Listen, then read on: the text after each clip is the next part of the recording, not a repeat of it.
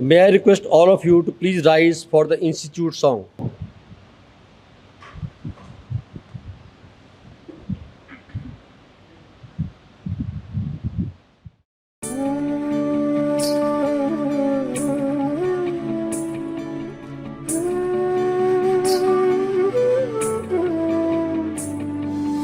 जयति जयति विद्या संस्था जयति जयति विद्या संस्था वृक्षलताओं से आच्छादित वृक्षलताओं से आच्छादित पक्षी करते कलरवगान जयति जयति विद्या संस्थान जयति जयति विद्या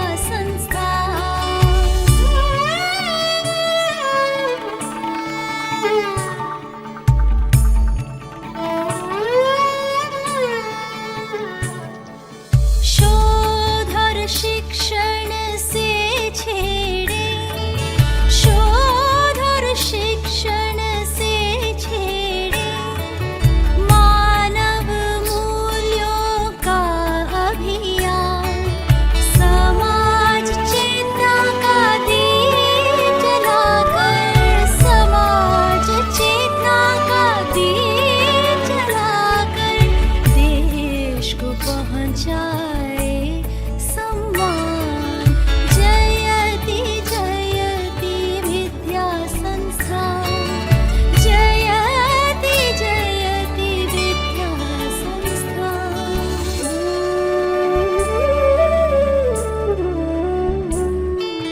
हे विद्या की पवित्र जननी हे विद्या की पवित्र जननी नतमस्तक हम करें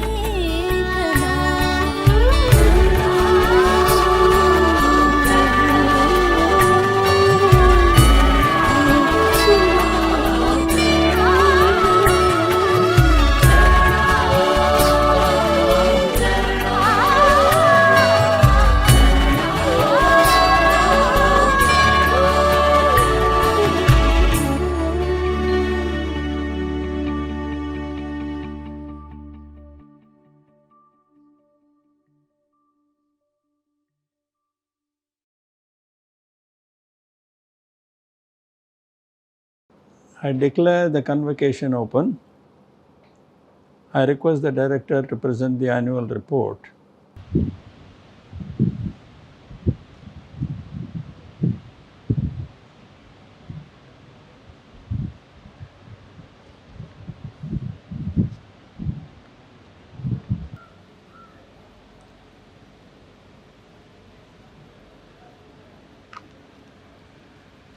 Shri S. Ramadorai, Chairman, Governing Board, our esteemed Chief Guest for today's convocation, Dr. K. Kasturirangan, members of the Academic Council and of the Governing Board, students, staff and faculty, parents of the graduating students, and all other guests connecting with us virtually.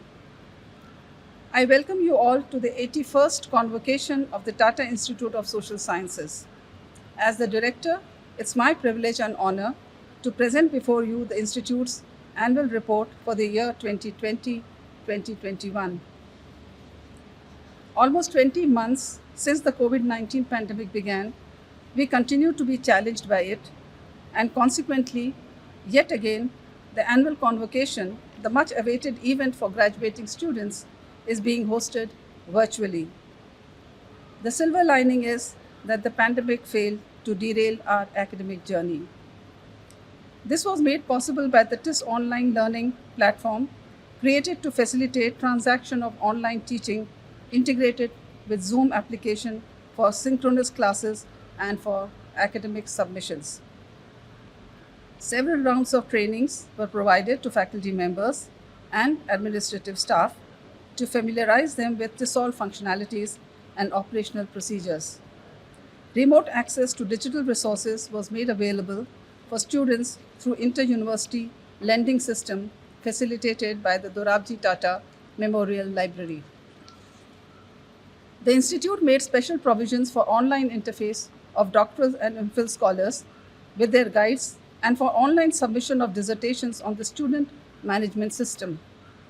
Guides were also able to evaluate the dissertations online, thus facilitating degree conferment for a large batch of students. Admissions work to the 21-22 academic year also went online with personal interviews done using Zoom application and with a fully in-house developed score entry module on ERP for a foolproof and transparent marking system for admissions. Finally, the Convocation 2020 and now 2021 is being done virtually with a technology-enabled platform.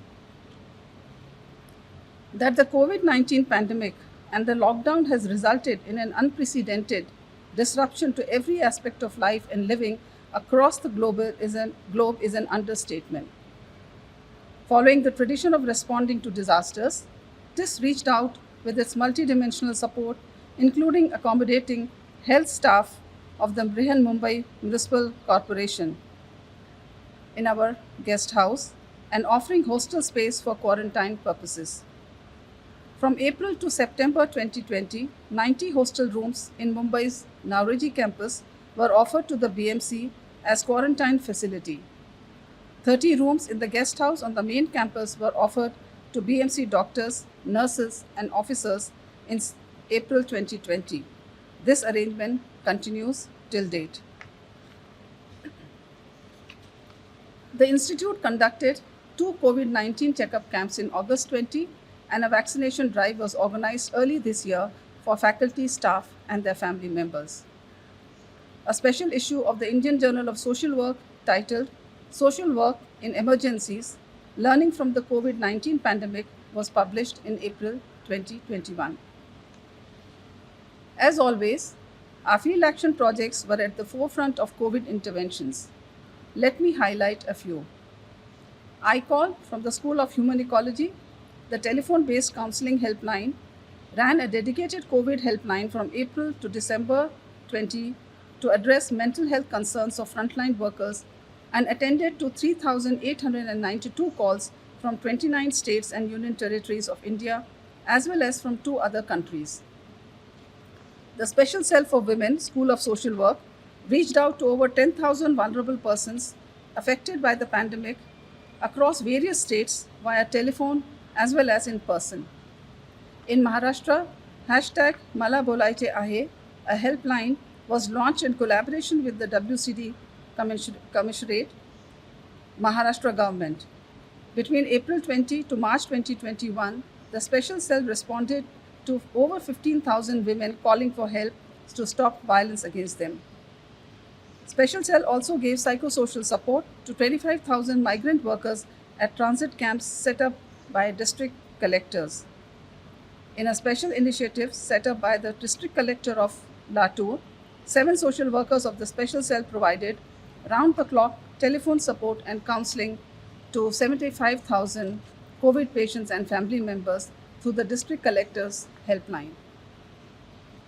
Tanda, Udan, and Pragati, all led by faculty from School of Social Work, and Transforming M Board from the School of Habitat Studies, continued their community-based relief measures, including distribution of food grain packets and other essential items and medicines in their project areas.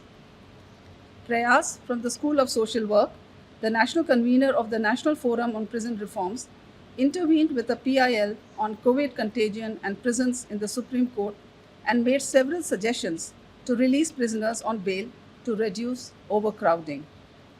Prayas advocacy with the Maharashtra prison also led to the video calling facility being extended to prisoners with their family members during the lockdown, as well as also allowing phone calls with their lawyers, thus bringing huge respite to the affected people. The Child Protection Fellowship Project, School of Social Work, conducted awareness sessions on the spread of COVID-19 among children and offered psychosocial care through telephone counseling.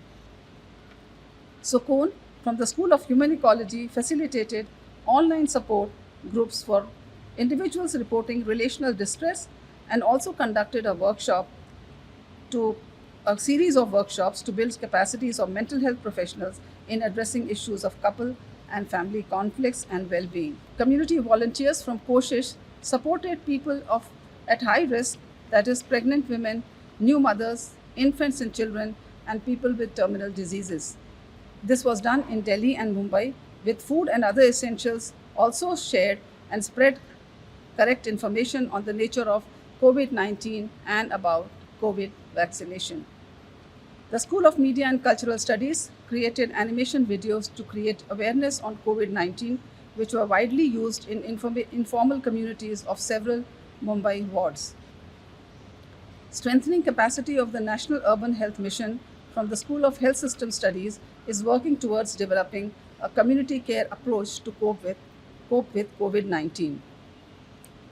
Tuljapur off-campus was an active partner with the District Coordination Committee, providing support to 5 villages under the Unnat Bharat Abhiyan.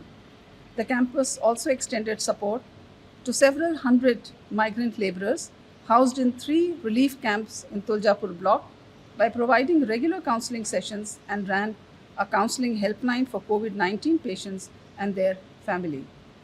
The social workers trained by ICOL of TISS Mumbai handled nearly 5,000 calls.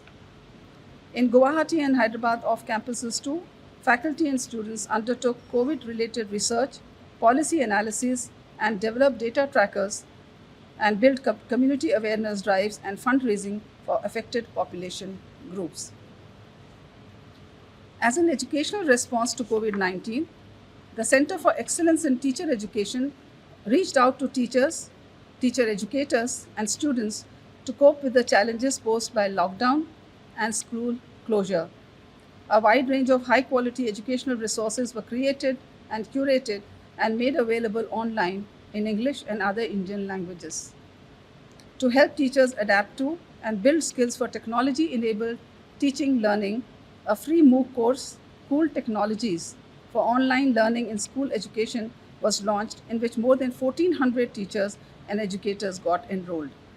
The Cool initiative was seeded by Tata Trust and supported by Pandit Madan Mohan Malviya National Missions for Teachers and Teaching. TISS contribution to national programs and policy making is a critical part of ongoing activities. Let me highlight 3 programs.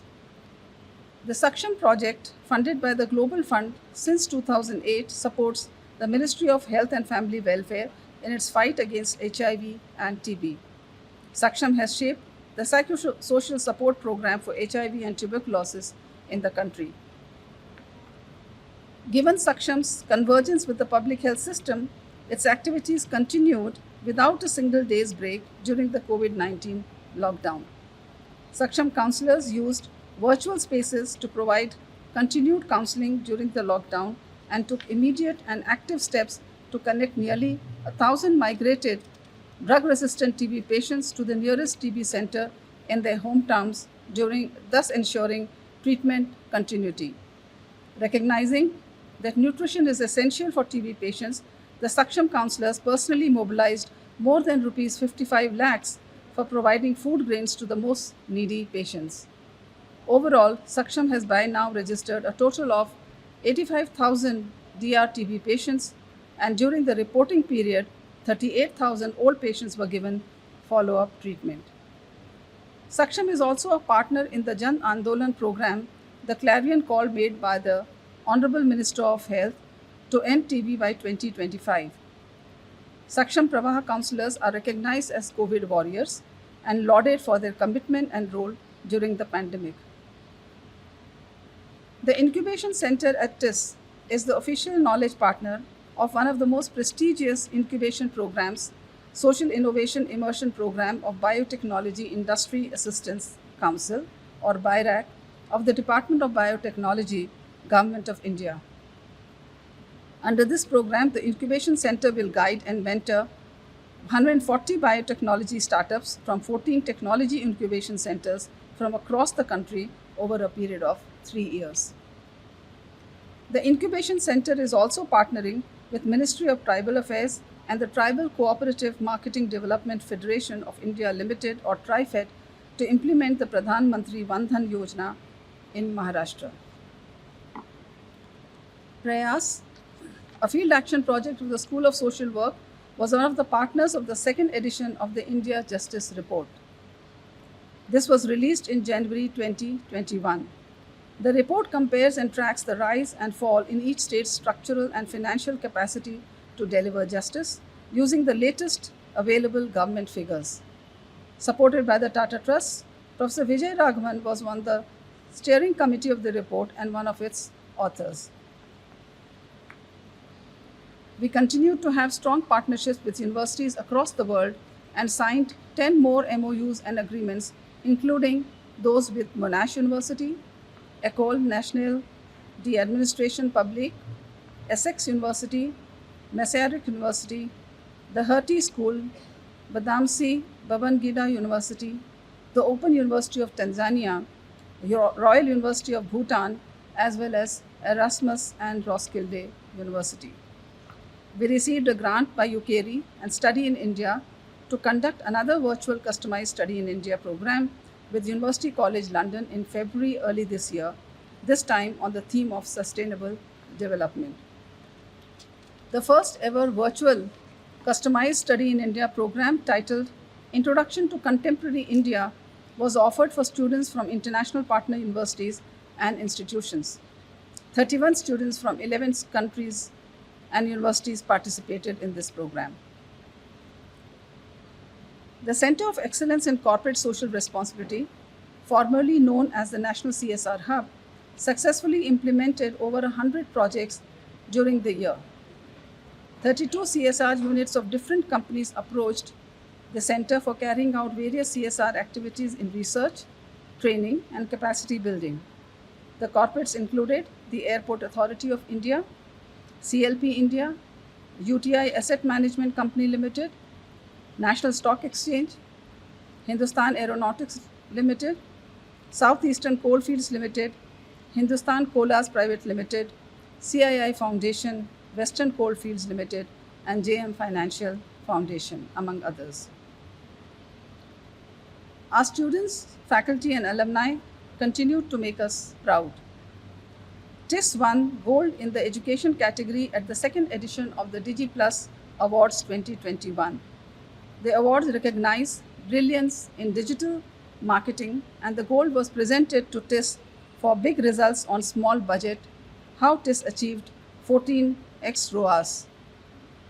The award recognizes the use of creative digital marketing in advertising modular courses, leading to the launch of reflective teaching with ICT as an open offering for teacher professional development.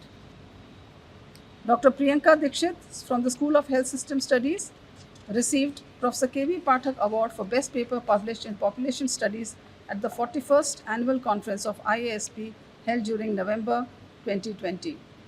The award is given to the author of the best paper in the field of population and health with significant contribution in terms of methodological innovation. Dr. Bibhu Prasad Naik from School of Livelihoods and Development, TISS Hyderabad, received a grant from the Norwegian Research Council for a collaborative project to study riverine rights in India, Colombia, and New Zealand. Dr. Himanshu Dhaka, School of Management Labor Studies, received the Fetzer Institute Scholarship to attend the Management, Spirituality, and Religion program at the 2021 Academy of Management. 4 students, now alumni from the 2018-2020 batch of the Master of Public Health in Social Epidemiology, won the second prize at the 2020 edition of the Geneva Challenge. The theme was to address the challenges of social inclusion. Our students, Meenal Madankar, Pooja Savale, Harshal Shirotkar, and Anukriti Chabra, proposed a solution for the inclusion of tribal women residing in remote parts of the country by augmenting technology in the existing maternal health care system. Archana Soring from the batch of 2016-2018 Regulatory Policy and Governance Program was nominated to the UN Secretary General's Youth Advisory Group on Climate Change. Charul Verma, batch of 2020-2022 MA Public Policy and Governance, TISS Hyderabad, presented the winning research paper for Econovid 2020, organized by the Center for Advanced Studies in Policy Research. Debarthi Chaudhary, batch of 2020-2022, MA Public Policy and Governance, TISS Hyderabad, was selected for a special mention at the Monash University Graduate Research Symposium, Australia, in October 20 for her paper on violence and resistance, situating agency in higher education. During 2020-21, 184 research and documentation projects were ongoing at the Institute. 71 of these projects were initiated in the year under review. Of these, 14 were co-anchored across different schools, independent centers, and campuses. TISS faculty produced 441 publications. Of these, 203 as peer-reviewed journal articles, 107 as chapters in books, 20 authored or edited volumes, and 99 other writings, including book reviews, articles in magazines, newspapers, etc. A special mention needs to be made of the Handbook of Education Systems in South Asia, edited by Professor Padma Sarangpani and Professor Rekha Pappu, which is the first work to provide a comparative analysis of education systems of countries in South Asia region that have a shared history and culture of over 2,000 years.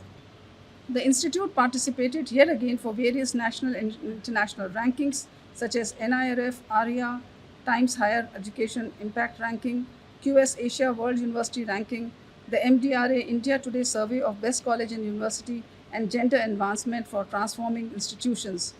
I am happy to share that for the fourth year in a row, the School of Social Work, TISS Mumbai, was rated the best social work program for the year under the MDRA India Today College Survey. The NIRF ranked TISS 54th overall and 34th among Indian universities.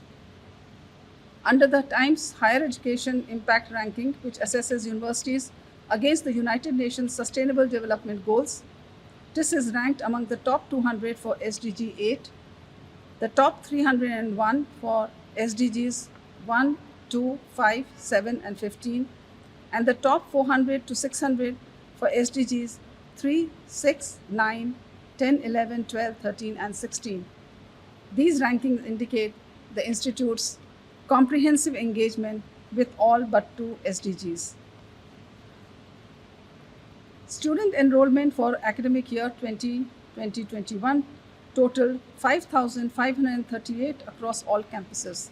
This includes 355 in the bachelor's, 2,693 in the master's, 171 scholars in MPhil, and 807 for PhD, and 1,500 plus students in the diploma and certificate programs across all campuses.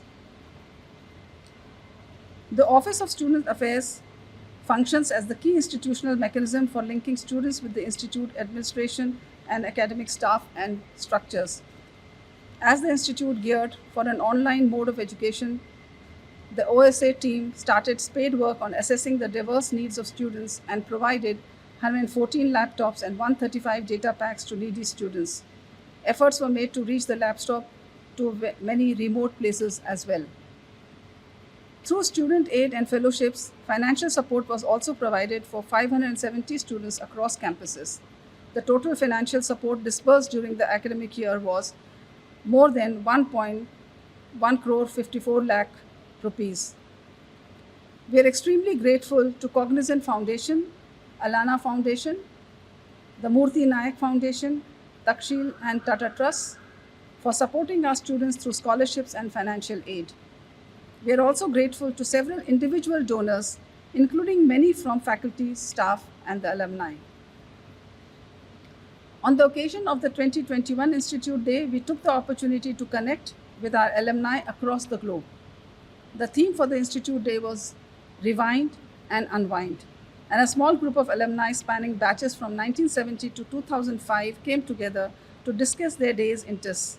A culmination of this grand event was the announcement of the setting up of the Alumni Affairs Cell with representation from faculty and alumni. Today, at the 81st Annual Convocation of TISS, 1,552 students and scholars will be conferred their degrees as follows. From TISS Mumbai, 43 will be awarded their Doctor of Philosophy and 61 their Master of Philosophy degrees. While 864 students will receive their master's degree in various programs, this also includes 61 students from the BAM Center, Chennai. From TISS Tuljapur off campus, 4 will be awarded their Doctor of Philosophy and 6 their Master of Philosophy degrees. 133 will graduate with a master's degree and 83 with a bachelor's degree in social work and social sciences. In TISS Hyderabad off campus, 2 will be awarded their Doctor of Philosophy and 5 their Master of Philosophy degrees. 168 students are graduating today with a master's degree and 48 students with bachelor's degree in social sciences. From the TISS Guwahati off campus, 6 will be awarded their Doctor of Philosophy and 4 their Master of Philosophy degrees. 141 students will graduate with a master's degree and 36 with a BA in social sciences. At this convocation, we also have 9 students graduating with masters in livelihoods and social entrepreneurship from the Nagaland Center. Higher education in India is poised to take a huge leap with the vision outlined by NEP 2020. The university system is gearing to remodel and rebuild itself by integrating ancient Indian knowledge systems with modern sciences, social sciences, humanities, arts and culture, languages and literature, personality development and self-growth, and training in vocational subjects. The emphasis on technology-led innovation, building scientific temper and an entrepreneurial mind, encouraging community and industry connect are all meant to make education multi and interdisciplinary, value-based and inclusive, and of course, holistic. At the Tata Institute, we have always valued these tenets and visionary ideas that are at the core of NEP 2020. Students who are graduating today will be proud of having been a part of such an education system at TISS. Although we missed having the students on campus, we believe that with creative online teaching, engaging pedagogy, and interesting engagements, we were able to impart the perspectives and skills to help them navigate their way into the world of professional work or further studies from here on.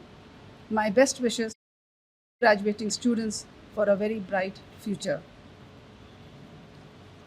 As this academic year draws to a close, under the shadows of the most devastating disasters in living human memory, it is time to remember all those colleagues and dear ones we lost to the pandemic, and to thank all those COVID warriors who worked tirelessly to serve humanity, many of whom are amidst our own students, staff, and faculty. A big thank you to all of them. I take this opportunity to thank all our well-wishers and supporters for making it possible for us to fulfill our mandate of education, research, and extension in socially meaningful and relevant ways. We first of all thank the Ministry of Education and the University Grants Commission for the financial assistance allowing us to continue with our academic mandate. Our thanks in particular to the Honorable Minister of Education, Shri Dharmendra Pradhan Ji, for the valuable support provided to deemed to be universities, and to the Chairperson UGC, Professor D.P. Singh, for the continued guidance and support extended to the Institute. Our gratitude also to the Secretary, Ministry of Education, and Secretary UGC, and all other key officials for their cooperation in addressing various issues of the Institute from time to time. We are very appreciative of the Ministry of Social Justice and Empowerment and Tribal Affairs, and to the secretaries in these ministries for being supportive to our GOI PMS students. Our deep appreciation to the governors of Maharashtra, Assam, and Telangana states, and chief ministers of these states, and also the secretaries and other officials in state ministries for their goodwill towards our 3 off campuses. This academic year, the Institute raised substantial financial resources to support students from vulnerable backgrounds. This was made possible due to grants and loan scholarships provided by several generous donors. We are deeply and abidingly grateful to all of them. My faculty colleagues and colleagues in the administration and other support staff across all our campuses, the various project staff, and students from different education streams all contributed towards the successful completion of this academic year. My sincere appreciation to each one of them.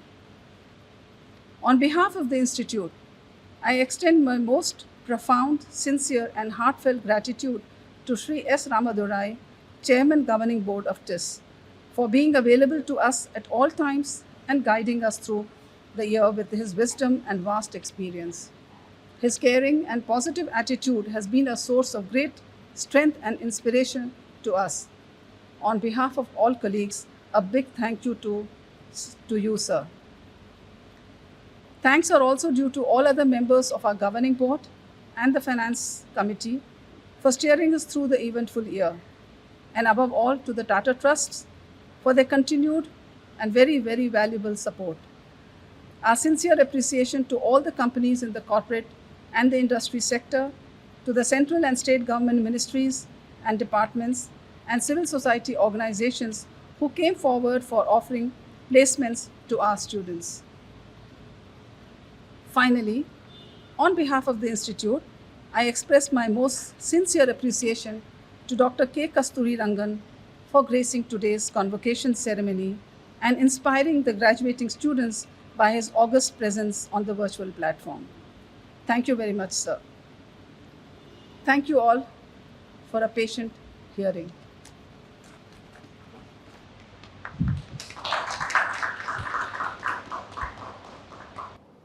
I request the Director, Professor Shalini Bharat, to begin the presentation ceremony of degrees and prizes.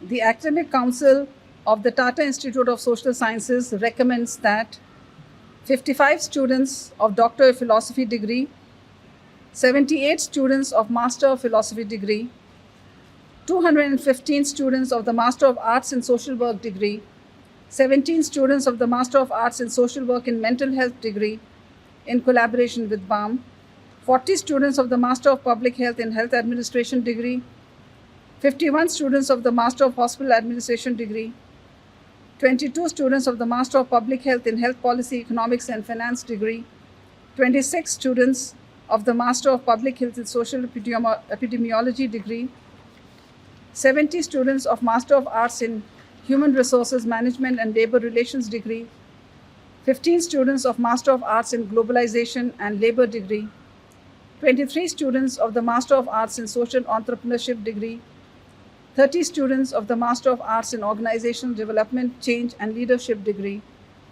42 students of Master of Arts in Development Studies degree, 25 students of Master of Arts in Women's Studies degree, 47 students of the Master of Arts in Applied Psychology, Clinical and Counseling Practice degree, 24 students of the Master of Arts in Applied Psychology, Clinical degree in collaboration with BAM, 20 students of the Master of Arts in Applied Psychology, Counseling degree in collaboration with BAM, 16 students of Master of Arts and Master of Science in Climate Change and Sustainability Studies degree, 21 students of Master of Arts and Master of Science in Regulatory Governance degree, 15 students of Master of Arts and Master of Science in Urban Policy and Governance degree, 15 students of Master of Arts and Master of Science in Water Policy and Governance degree, 26 students of the Master of Arts in Education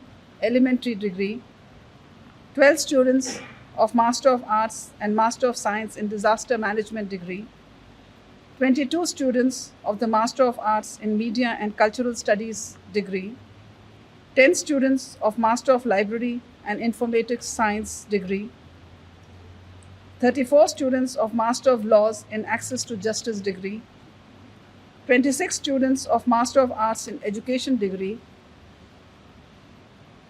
From Tuljapur campus, 39 students of Master of Arts in Social Work with specialization in Rural Development degree, 27 students of Master of Arts and Master of Science in Development Policy Planning and Practice degree, 27 students of Master of Arts in Social Innovation and Entrepreneurship degree, 31 students of Master of Arts and Master of Science in Sustainable Livelihoods and Natural Resources Governance degree, 37 students of Bachelor of Arts Honours in Social Work with specialization in Rural Development degree, and 46 students of Bachelor of Arts in Social Sciences degree.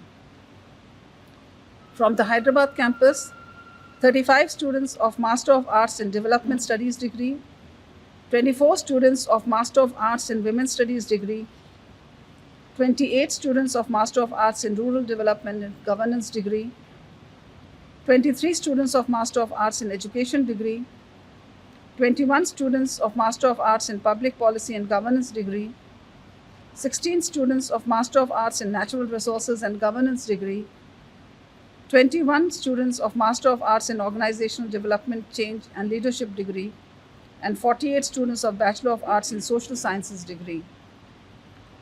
And from the Guwahati campus, 74 students of Master of Arts in Social Work degree, 18 students of Master of Arts in Labor Studies and Social Protection degree, 16 students of Master of Arts in Ecology, Environment and Sustainability Development degree, 16 students of Master of Arts in Peace and Conflict Studies degree, 17 students of Master of Arts in Sociology and Social Anthropology degree, 45 students of Bachelor of Arts in Social Sciences degree.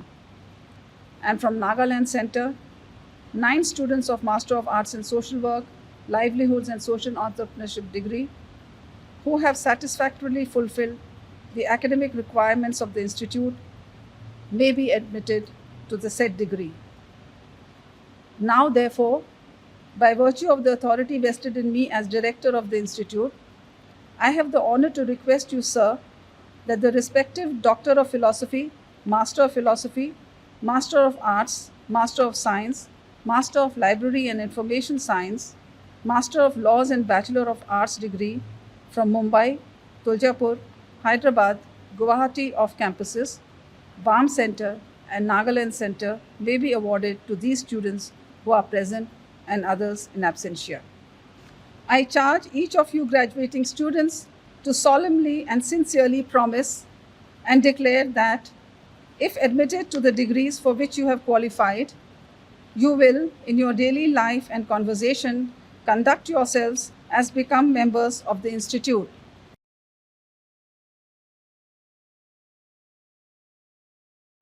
And that, to the utmost of your opportunity and ability, you will use your power for the promotion of true learning and in the service of your fellow people.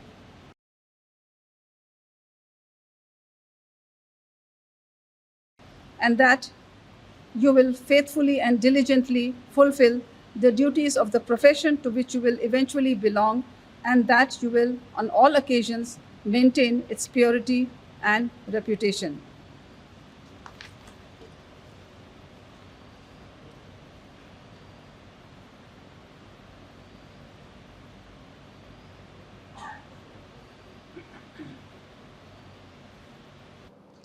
Let the candidates be presented by the respective deans and chairpersons.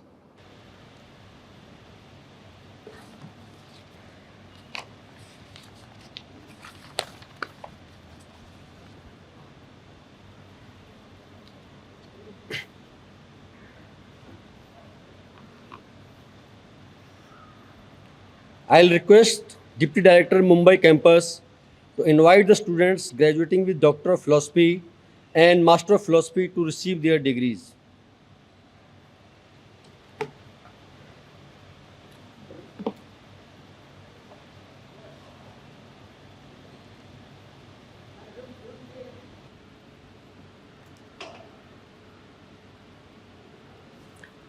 My pleasure to introduce the students who have been awarded the Doctor of Philosophy and the Master of Philosophy in all the campuses in Mumbai and the 3 off campuses. Doctor of Philosophy in Management and Labour Studies, Alexan David,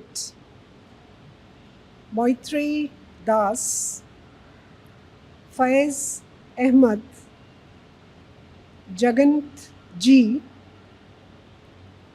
Fallon Caravello, Medha Paranjpe, Richard Kamai, Ananta Lakshmi. We move on to the Doctor of Philosophy in Disaster Management, Rajkumar Gade, Somnath Bera. We now move on to the Doctor of Philosophy in Social Work, Teresa Pulikal, Manoj Nigadkar, Shruti Chakravarti, Surendra Bhalerao, Rajni A, Mangala Honovar, Saudia Kutab, Praveen Gunar, Pradeep P.N., Sunil Sarode, and Priyambada Tripathi. So we move on to the Doctor of Philosophy in Social Sciences, Mani Chidambara Nathan, Rajgopal Devara, Meenal Joshi, Sanchita Das, Sujata Khandekar, and Anandita Chakrabarti. We now move to the Doctor of Philosophy in Development Studies, Rajeshwari Biradar, Kalosona Paul, Shima Fatima, Priyanka Yadav, Ashish Khaka, and Nitin Dhaktode. We move now to the Doctor of Philosophy in Women's Studies, Shivani Satija, Arundhati, Vahida Nayanar, Sangeeta Thosar, Raka Banerjee. We now move to the Doctor of Philosophy in Public Health, Mrinalini Das and Prakash Babu. Now we move to the Doctor of Philosophy in Library Science, Baban More. In the Doctor of Philosophy in Media and Cultural Studies, Nupur Desai. Doctor of Philosophy in Habitat Studies, Anjor Bhaskar, Rahul Hirve. Doctor of Philosophy in Social Sciences from Hyderabad campus, Bathula Nagaraj.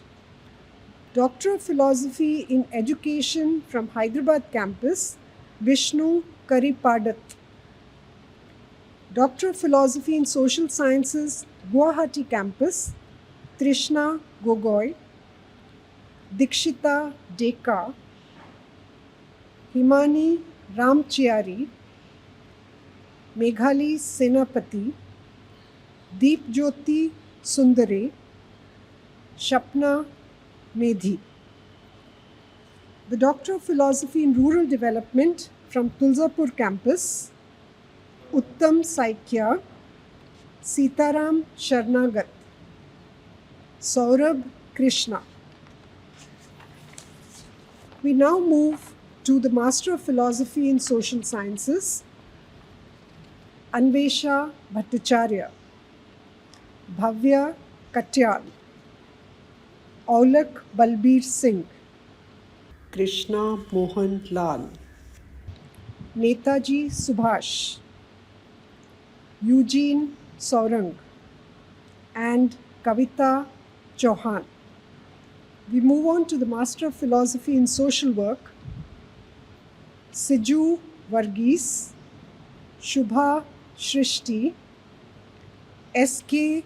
Rinchan Pam, Sapna, Remigius, Pranay Thapa, Sharvari Pawar, Saili Shinde, Mangte Barnedi Com, Sunita Vishwas, Simran Hatkar, Paul Fernandes, and Sopemla Shitung. We now move to the Master of Philosophy in Psychiatric Social Work, Humaira Khan, Nikita Gagneja, Mary Bosco, Indra Narayan Rao Chaudhary, Shoreen Shimray. We now move to the Master of Philosophy in Development Studies, Ram Das, Balashem Shiar, Mayur Kamble, Snehal Soni, Krishna Naik, Priya Nandini, Mohammad Parvez Alam, and Isha Sharma. We now go to the Master of Philosophy in Women's Studies, Shruti Metkar, Riya Bose, Viraj Ghotke, Baby Kumari, Kaushal Kumar, Surachita Lal, and Daisy Zakaria. We now move to Master of Philosophy in Applied Psychology, a degree in Clinical and Counseling Practice. Shaheen Khan, Komal Kaira, Srishti Narula, Shreya Agarwal.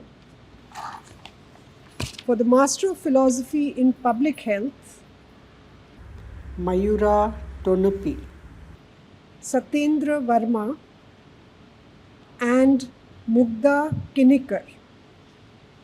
We move now to the Master of Philosophy in Disaster Studies, Sheikh Mariam, Bikash Prasad, and move now to the Master of Philosophy in Management and Labor Studies, Moon Narzari, Sumesh P.S., Harshika Sondi, Arushi, Vama Shah. Master of Philosophy in Inclusive Development and Social Justice, Vrishali, Ramesh Rajak, Bhavesh Pant, Shreyas Panase, and Anjana Ranjit. We now move to the Master of Philosophy in Education, Practice-Based. Imaya Kannamma, Master of Philosophy in Habitat Studies, Nisha Subramanian, Master of Philosophy in Studies in Sociology of Education, Varsha Poddar and Smriti, Master of Philosophy in Rural Development, Tulzapur Campus, Sai Yadavne, Ashwini Pandhare, Pavan Kumar Salvi, Sandeep Yadav, Lavanya Gupta, Angeline Thomas, Master of Philosophy in Education from Hyderabad Campus, Surendra Tomar, Ranjini Ramnath, Suchita Roy, Bharati Daya, and Ishani Banerjee. Master of Philosophy in Social Sciences from the Guwahati Campus, Dvimu Narzari, Riniki Datta, Lamnethem Haukip, and Gayatri Phukan. Thank you.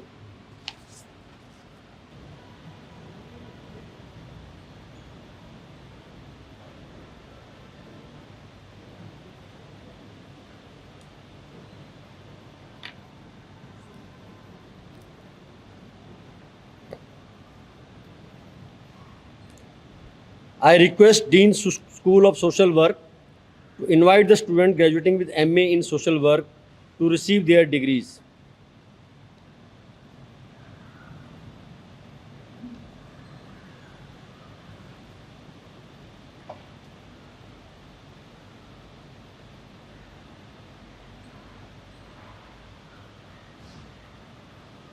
I call upon the names of graduating students of Schools of Social Work. Master of Arts in Social Work, Children and Families. Swati Sharad Kamble, Aksar Nehad, Ipshita Sharma, Jeet Singh Sandhu, Lakshmi S. Bhaskar, Mohammad Sajid, Navjot Kaur, Niti Prakash, Ornella Ethel Jana Longbet, Parth Pathak, Purva Shikari, Rahul Bharat Kumalwar, Ravindra Shamukh Nanavare, Shashwat Verma, Shubhra Jha, Suraviv Malhotra. I call upon the names of graduating students of School of Social Work, Master of Arts in Social Work, Criminology and Justice. Nikhil Singh, Amin, Amir Shubhani, Aditi Doneria, Akash Dattuji Meshram, Aman Unyal, Aarti R, Christopher Latrianjing, Jishnunath PC, Madhumita, Madhuri Krishna, Manav Sharma, Manavendra Yadav, Mrinalini Rakesh Jha, Nikita Nihar Pradhan, Priyanjali Chanda, Priyanka Barnawal, Ram Jagdish Gaikwad, Ratnadev Rao Sahib Athaule, Samia Fajilat, Shabna TKC, Shivangi Shikhar, Suman Rajak, Sanprit Singh, Tanu Verma, Vinay Ramchandra Yadav, VR Fatim. I call upon the names of graduating students of School of Social Work, Community Organization and Development Practice. Adnan Paul, Anand Mishra, Anesha Roy, Anupam Bhutola, Arjun P, Ashim Kumar Das, Bhagyashree, Dadish Dinesh Indrodria, Ezekiel Francis, Gaurav Motilal Chaudhary, Gauri Dattatreya Joste, Gajala Pravin, Jyoti Birwa, Kumkum Mastakar, Maitre Manish Puranik, Manish Kumar, Nargis Ansari Siddiq, Neeraj Namalkar Jawale, Palak Sharma, Prasann Matpal, Rahul Khandola, Savrant Yadav, Sanjit Kumar, Satyam S. Dari, Shashi Bhushan, Shreya Kotwal, S. Ram Bishak, Babaraju Sri Ganesh Krishna Lalita, Sushant Ashok Shelar, Vaibhav Komal Deshbhratar. I call upon the names of graduating students of School of Social Work, Master of Arts in Social Work, Disability Studies and Action. Amar Kumar, Aparna Sri Prakash, Chahat Baveja, Chithung Masyupa Sagnu, Diksha Makhija, Ivjanin Longbet, Harita Sanil, Harshal Dattatreya Tarwal, Iman Basu, Kajal Sudhir Kadam, Mendoza Marilio Priti Marshall Joseph, Madhavi Srivastava, Nasrullah Garib Adamji, Nikhil Kumar Jayant, Pallavi Sagar, Prachi Tiwari, Preetika Gupta, Sangeeta T, Sneha Ankush Kasve, Srimanta Mandal. I call upon the graduating students of School of Social Work, Master of Arts in Social Work, Dalit and Tribal Studies and Action.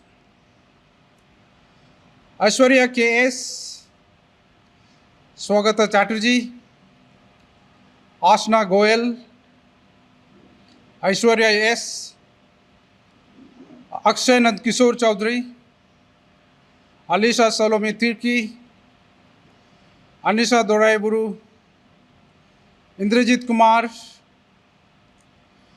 Kalya Perumal, Kaustav Sudhakar Valekar, Maj Raji, Mayur Narendra Tijare, Mohammad Arfin, Omkar Munjaje Gundaya, Pranjali Kuril, Riturani Kongari, Rupsika Kalita, Samir Burman, Santosh Gautam Ingale, Siari Dev Verma, Smonika Singh, SM Ghulam Muhyiddin, Subal Meher, Vikas Danesar Walke, Zubraj Baburao Suraure. Now I call upon the names of graduating students, School of Social Work, Master of Arts in Social Work, Livelihoods and Social Entrepreneurship. Abhishek Bharadwaj, Ankit Mishra, Atul Raman, A.V.R. Pravina, Faijan Tanvir, Jishnunath N., Kiran Mohan Kamble, Monali Kumari, Niharka Pitala, Ojeshwi, Poonam Kashyap, Prakhar Gupta, Rakesh Kumar, Ratan Kumar Naik, Rewa Sharma, Sandeep Shahu, Shefali Rai, Shadhash Sisrao Lokhande, Sneha Prabhakar Nagrale, Tusar Patle, Vedante Jaiswant Lad, Mateo Jason Didonet. I call upon the names of graduating students of School of Social Work, Master of Arts in Social Work, Mental Health. Meghna Sangwan, Snehal Rohidas Khare, Pulo Garwar, Angfu Dorji Sherpa, Celesti Hakmausha, Dibya Vinay Singh, Harshala Sangvi, Khushbu Mangrati, Manisha Mufasir Si, Muskan Tiku, Pakhi Srivastava, Parvati BJ, Purva Parashar, Pratima Tripathi, Radhika Lakshman Tak, Resma Hansda, Ronit Kumar Naik, Sharon P. Jamie, Shahrukh Jafar, Subhalakshmi Gurumarun, Tanushree, Trupti Suman, Bashala Patwal, Jaswant Jayant Pukale. I call upon the names of graduating students of School of Social Work,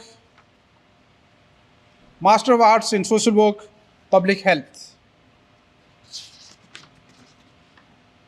Garima P., Lamar Firad Damesha Karastai,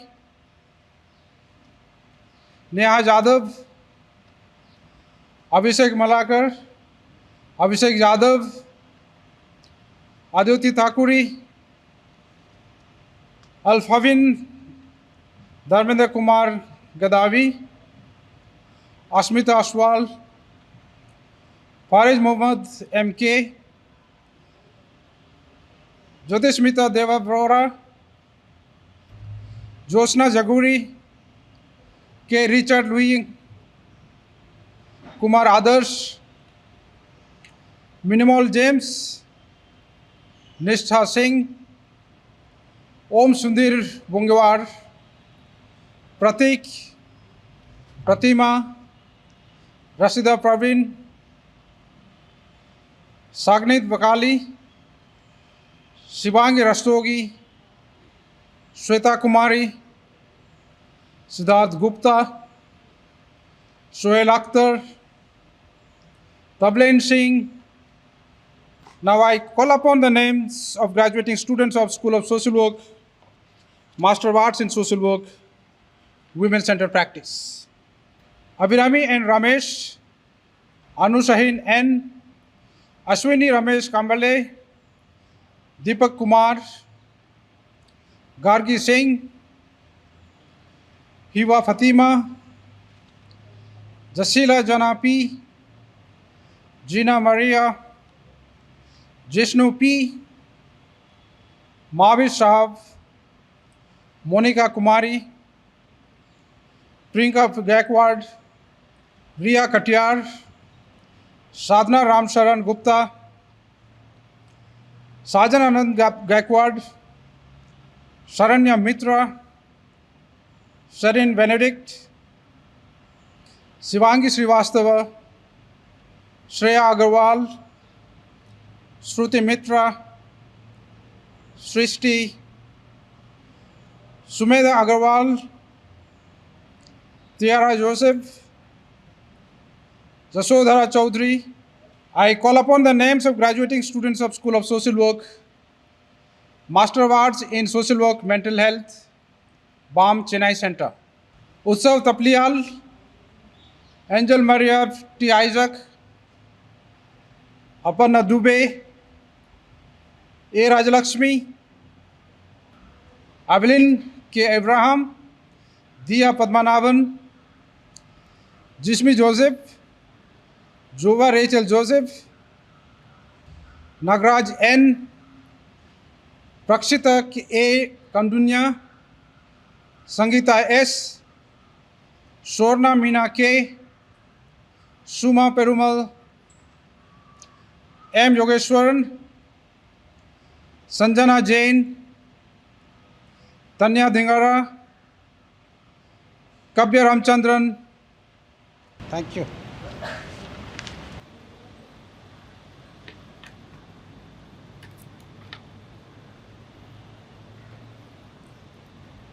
I request Dean School of Development Studies to invite the students graduating with MA in Development Studies and MA in Women's Studies to receive their degrees.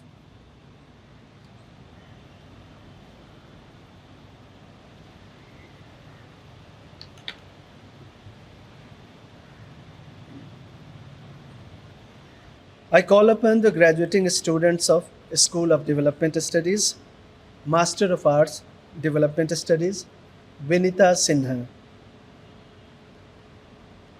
Ashutosh Brahm Sahu, Asika VM, Ayush Kumar Arya, Baby Muskan, Bhavya Kharo, Bino B. George, Durgesh Kumar Dikshit, Garima Gupta, Girish Jitendra Jagtab, Gregory Zailo, Hans Prabha Poddar, Harshvardhan Singh, Hitesh Dilip Potadar, Kanika Tomar, Kulvinder Singh, Kumari Anamika, Mani Madan,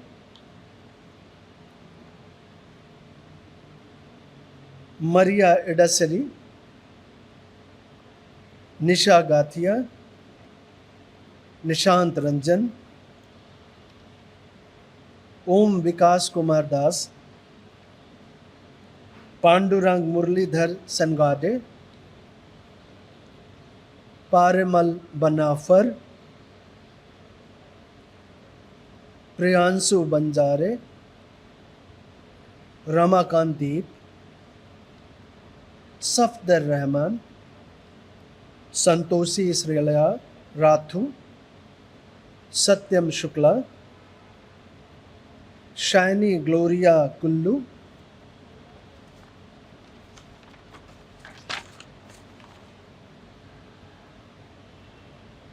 Shubham Kumar Sinha, Siddesh Rupesh Pundekar, Swati Upadhyay, Tavashi Ahluwalia,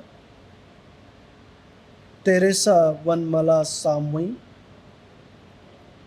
TISS Mahasana Oke, Urvi Bhaumik, Urva Tal Waska, Vinay Kumar Hanwate, Farjana Farjam, Pratichi Acharya, Sneha Agrawal. Master of Arts, Women's Studies, Priyanshu Kumari, Athira Viji, Abhishek Yadav, Anisha Majumdar, Ashwati Nair, Devala Hansda, Divya Patnayak, Daneshwari Sunil Barghate, Faiza Rahman, Himadri Yadav, Mansi, Mridula Kantura, Nancy Nikita Samad, Nikita Kumari, Nikita Tushar Patil, Pratyaksha Jha, Ruby, Sadaf Nausheen, Sayali Dilip Waghmare, Shraddha Kishore Kumbhare, Sonali Shirke, Udisha Agrawal, Vatya Raina, Vinci W, Yashashwani Srinivas. I want to congratulate all graduating MA students in Development Studies and in Women's Studies. All the best for your future life and career. Thank you.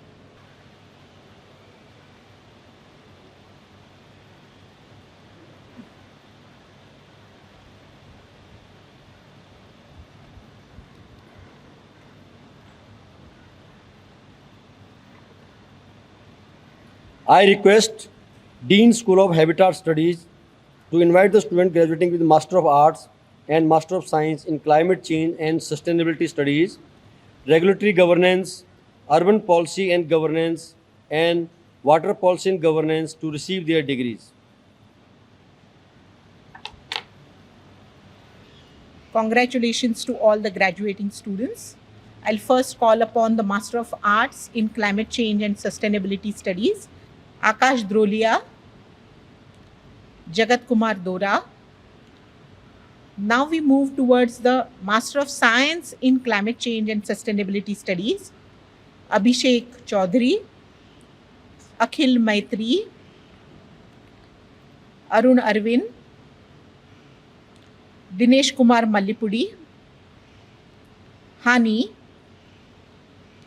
Kumair Singh, Medha Mathur, Nisarga R, Pratik Chandravanshi,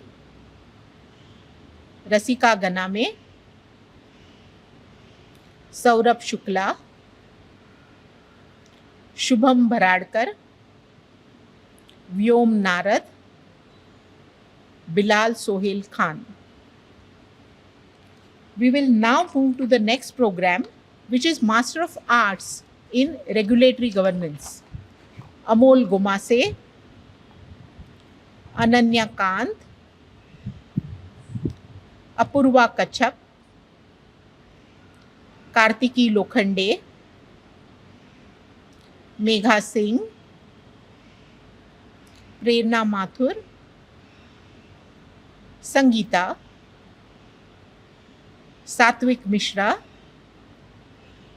Soma Raj, Sunil Kumar Neradi, Vishal Agrahari.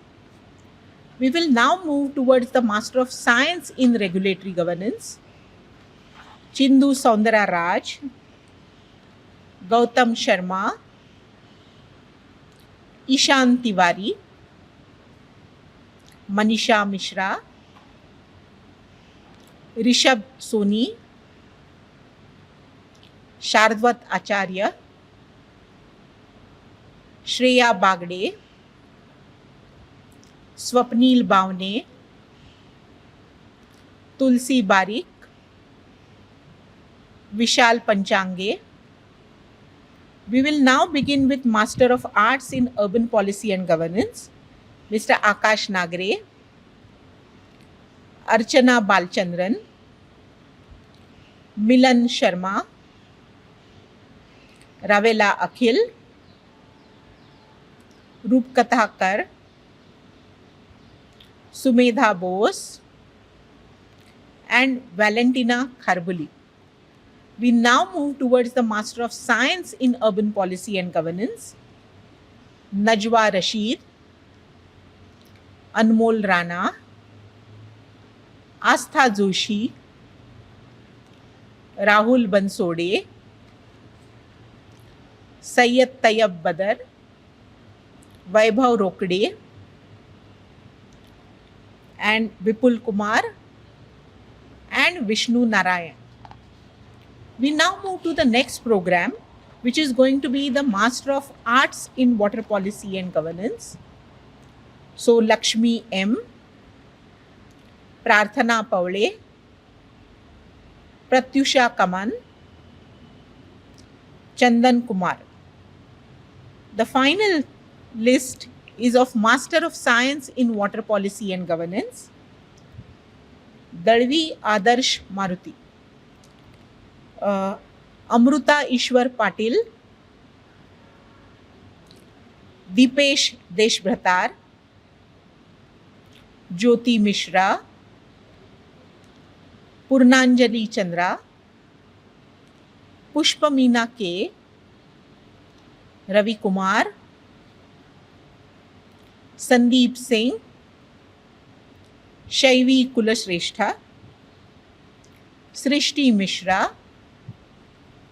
and Subhash Jha. Congratulations to all the graduating students.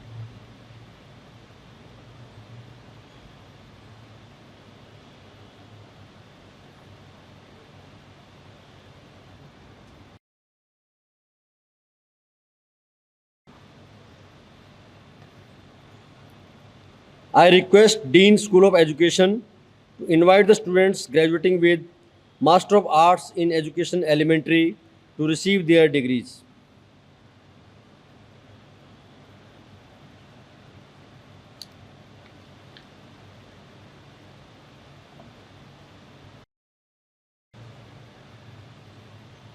I call upon the names of graduating students of School of Education, Master of Arts in Education, Elementary.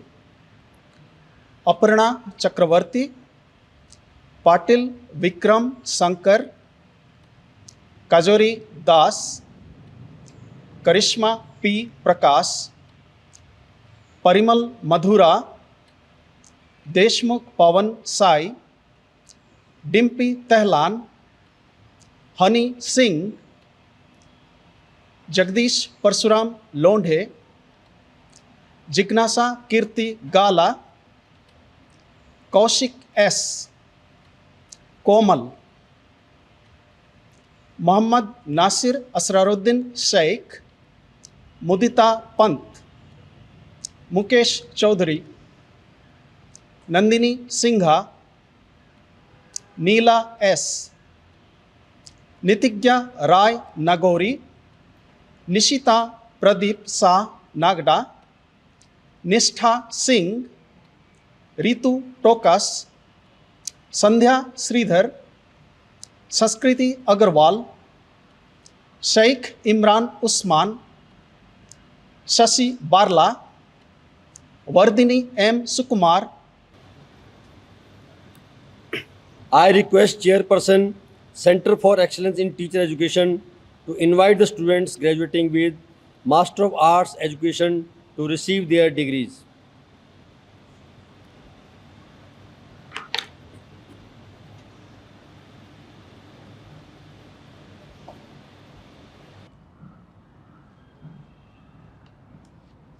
I call upon names of the graduating students at Center of Excellence in Teacher Education receiving degree in Master of Arts Education. Abhishek Gupta, Amir Ali, Amrapali Patil, Anil Janardhan Kande, Arushi Bansal, Ashish Eknath Shinde, Dipti Dona J, Diksha Rehal, K. Lalrem Pui, Manvi Suyal, Monica Kanwar, Munnu Rana, Nari Kamakshi, Nikita Hanumant Dokle, Pratima Deepak Roy Chaudhary,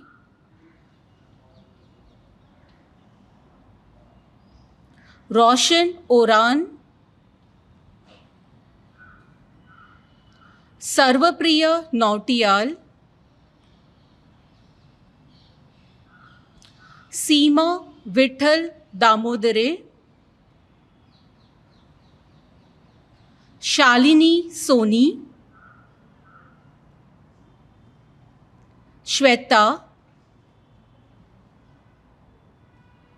Soham Bhattacharya, Suraj Oran, Tanya Mittal, Uchita Bakshani, Utkarsha Chaudhary, Shivani Sondi. Many congratulations to the graduating batch. Thank you.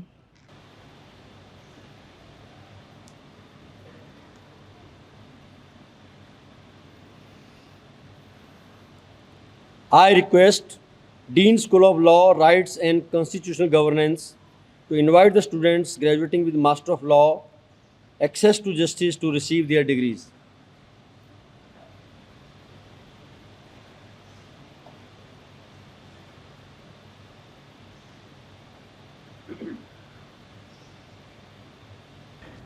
I call upon names of graduating students of School of Law, Rights and Constitutional Governance receiving degrees in LLM in Access to Justice. Abdullah Ghazali, Ajay Datta Atram, Akshay Sarjay Rao Kamble, Aman Agrawal, Aman Ashish, Arsha S, Ashwini Sharma,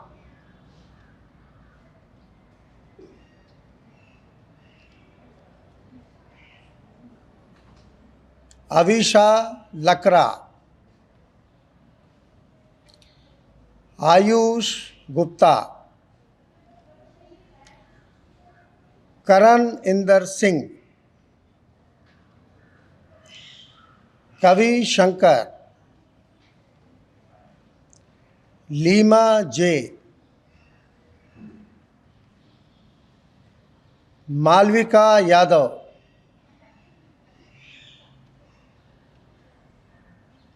Mansi M,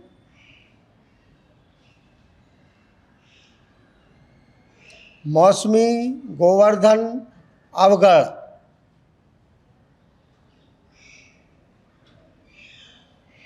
Munmai Avinash Gaikwad,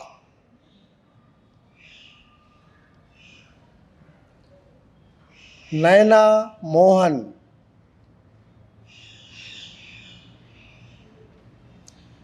Navneet Yadav, Niharika, Nilesh Ranjan, Parvati Pradeep Valiedat, Prashik Ganvir Wankhede, Priyanka Thakur, Pooja Ravindra Khairkar, Radha Sharan, Ravindran V, Ritvik Singh, Saha AV, Shivangi Naik, Shreya Jad, Shreya Mohan, Shrivandev PA,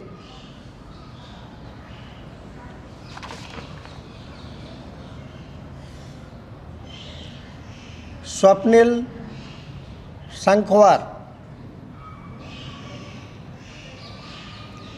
and Swarna Singh.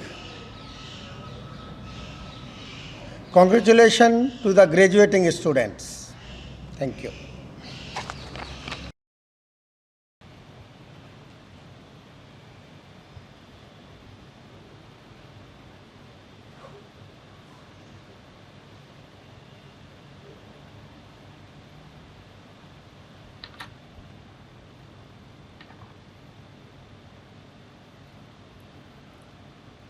I request Dean Tullapur campus to invite the students graduating with Master of Arts, Master of Science, and Bachelor of Arts to receive their degrees.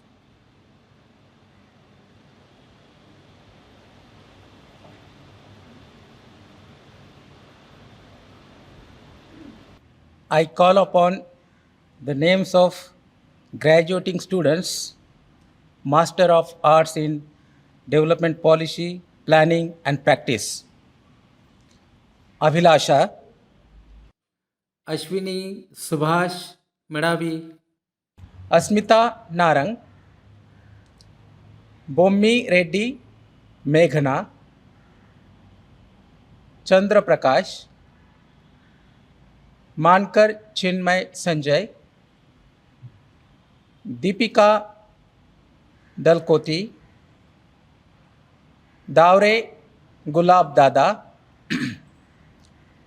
Sadaria Kevin Chimanlal, Malvika S, Pavni Bhandari, Gadhve Pavan Suresh, Sarvade Samiksha Sudhakar,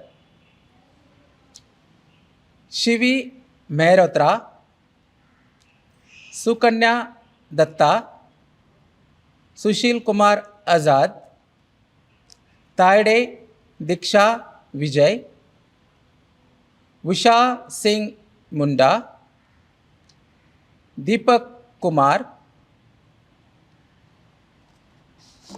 Now I call upon the names of graduating students, Master of Science in Development Policy, Planning and Practice. Abhishek Chandrakant Borkar, Amrish Mandal, Jahanvi Nigar, Samuel Saka, Narnavre Ruchi Suresh, Pimpalkar Mrunali Suresh, Uttran Paul, Kumail Abbas. Now I call upon the names of graduating students, Master of Arts in Social Work with specialization in rural development. Sujit Kumar Kishan, Abhishek Ranjan, Aditya Raj Gupta, Akhil C, Ananya Swargari, Apurva Vivek, Ashutosh Kumar Vaibhav, Chandra Muneshwar, Deborah Matthew, Gaikawad Tukaram Dhanaraj, Gupta Bigop Parida, Hemant Kumar Maji, Kumar Pritam Raj, Manmit Vasnik, Manoj Suresh Bhosle, Midhun S. George, Nandini Rawat, Neha Kumari Gupta, Nikhil Kumar Gupta, Pooja Ashok Siddhaganesh, Prabhas Dubey, Pradeep Kumar Mishra, Priti Sable, Rajneesh Kumar, Kisve Rohan Shankar, Saloni Kumari, Shubham Kumar Dubey, Sham Sundar B, Siddhi Kumari, Sneha Sabi, Sushant Saurav, Rohit Kumar, Prasun Sudhakan, Fatima bint Umer, Ashish Kumar Verma, Mangesh Fulaji Kamble, Pooja Chamta, Ajinkya Pawar, Arvind Venkatesh Iyer. Now I call upon the names of graduating students, Master of Arts in Social Innovation and Entrepreneurship. Sahare Ankita Pramod, Aripalli Naresh, Aroma Rose Pallakal, Manchevar Avinash Dattatreya, Mascarenas Kajetan John, Donuka Srinivas, Irham Qureshi,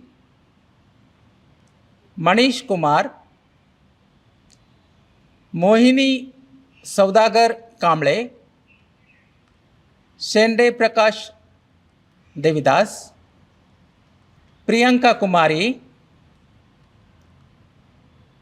Rikin Manoj Kumar Modi, Ritika Kumari, Rohit Rai, Sagar Jain, Saija Sai Priyanka, Shefali Garg, Shaun Joseph, Shivam Kumar, Shreya Bhargava, Honmane Shriram Prahlad, Sunidhi रथ, मडावी ममता श्रीराम, सत्यानंद मलिक, वड्डे Savita Lakshman, rosette गुरिया, सुगंधी Mitali Jayesh. Now I call upon the names of graduating students, Master of Arts in Sustainable Livelihoods and Natural Resource Governance. Akash Topo, Ashutosh Kumar Singh, Maske Jnaneshwar Bhikaji, Manali Subhash Dhobale, Mukesh Sanjay Metre, Rahul Kumar Jha, Sanjeev Kumar Sinha, Shinde Balaji Somnath, Vaishali Arun Kamble, Riya Relan, Samant Indwar, Pooja Suryakant झुबरे,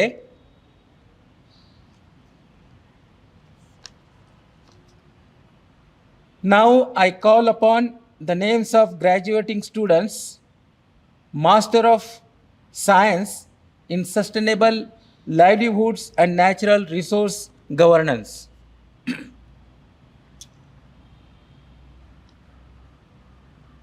Aishwarya P, Anupriya Pal, Athira P, Bijaya Muzamdar,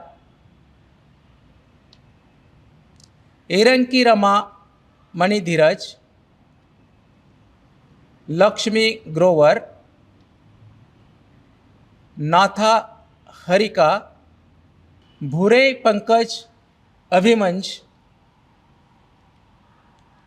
Jadhav Shri Dutta Rambhau, Surabhi Sharma, Erekar वैभव साहेबराव, शिंदे विवेक पोपट, पूजा परमेश्वर देड़े, जटल स्वप्नाली विलास, सनत कुमार सामंता, जयबर्ता बर्धन, सौम्य दीप Saha,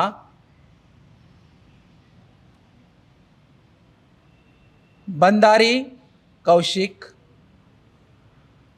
Aniruddha Datta.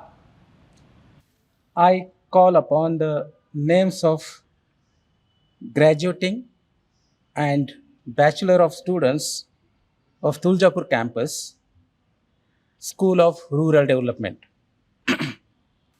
Vidushi Mishra, Vibhuti Mudliyar, Arjun Ram, Ramanathan T, Chandru J, Shwecha Kulung Rai, Ruth Elizabeth George, Shivani Das, Shivkami Prasanna, Kartika J, Aryan Bajpayee, K. Shri Shivram, Shamita Yadav, Rahul Ajit, Malavika Jaychandran,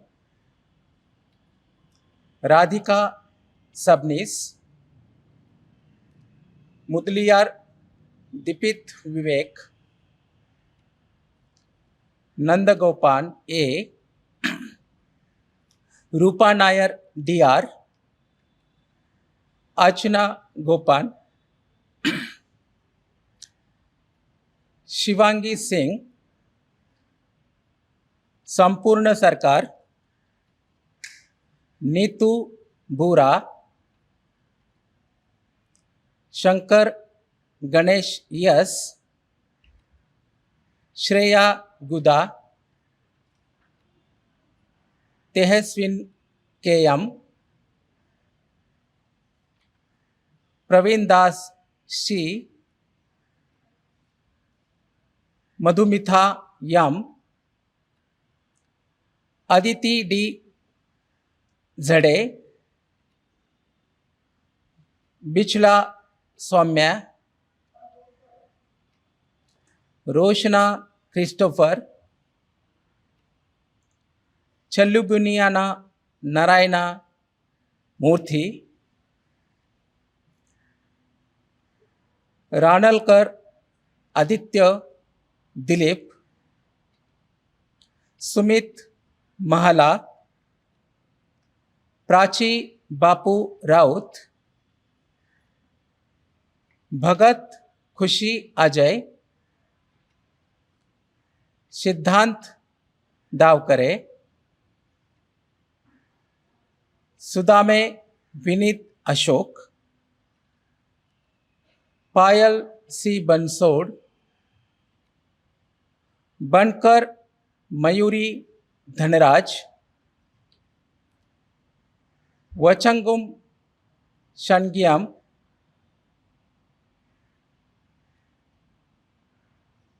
Thangin Lun Gulnam, Swadhina Jojo, Elias Kindo, Sound Khan Lam Gulnam, Manasi Elias Tommy. Now I call upon the names of Bachelor of Arts in Social Work with specialization in Rural Development. Sachi Ninad Edurkar, Joatkar Pranali Mahesh, Lohar Ramhari Rajendra, Arvind R. Sham, Aditya H. Verma, Hariram SS, Satyam Kumar, Sneha Mahesh, V. Aditya, Pranjali Bhagwat, Dheeraj R.A., Akshay Satish, Nikhil Reji Matthew, Krishna Ballav Chaudhary, Kartika Kujur Oran, Archit Mishra, Ananya Bajar Baruha, Arif Rez, Russell Shaji, Shiv Shankar D, Devi D, Naveen SR, Inayat Hussain, Bade Rujuta Devidas, Shantanu Anil Mende, Muhammad Anshad VP, Shivam Kumar Soni, Praveen Kumar, Ashish Kumar Sahu, Chauhan Rakesh Kumar Ambalal, Shubham Atedia, Pallavi Kumari, Meenal Rajendra Taide, Raju Ranjan Chaudhary, Saumya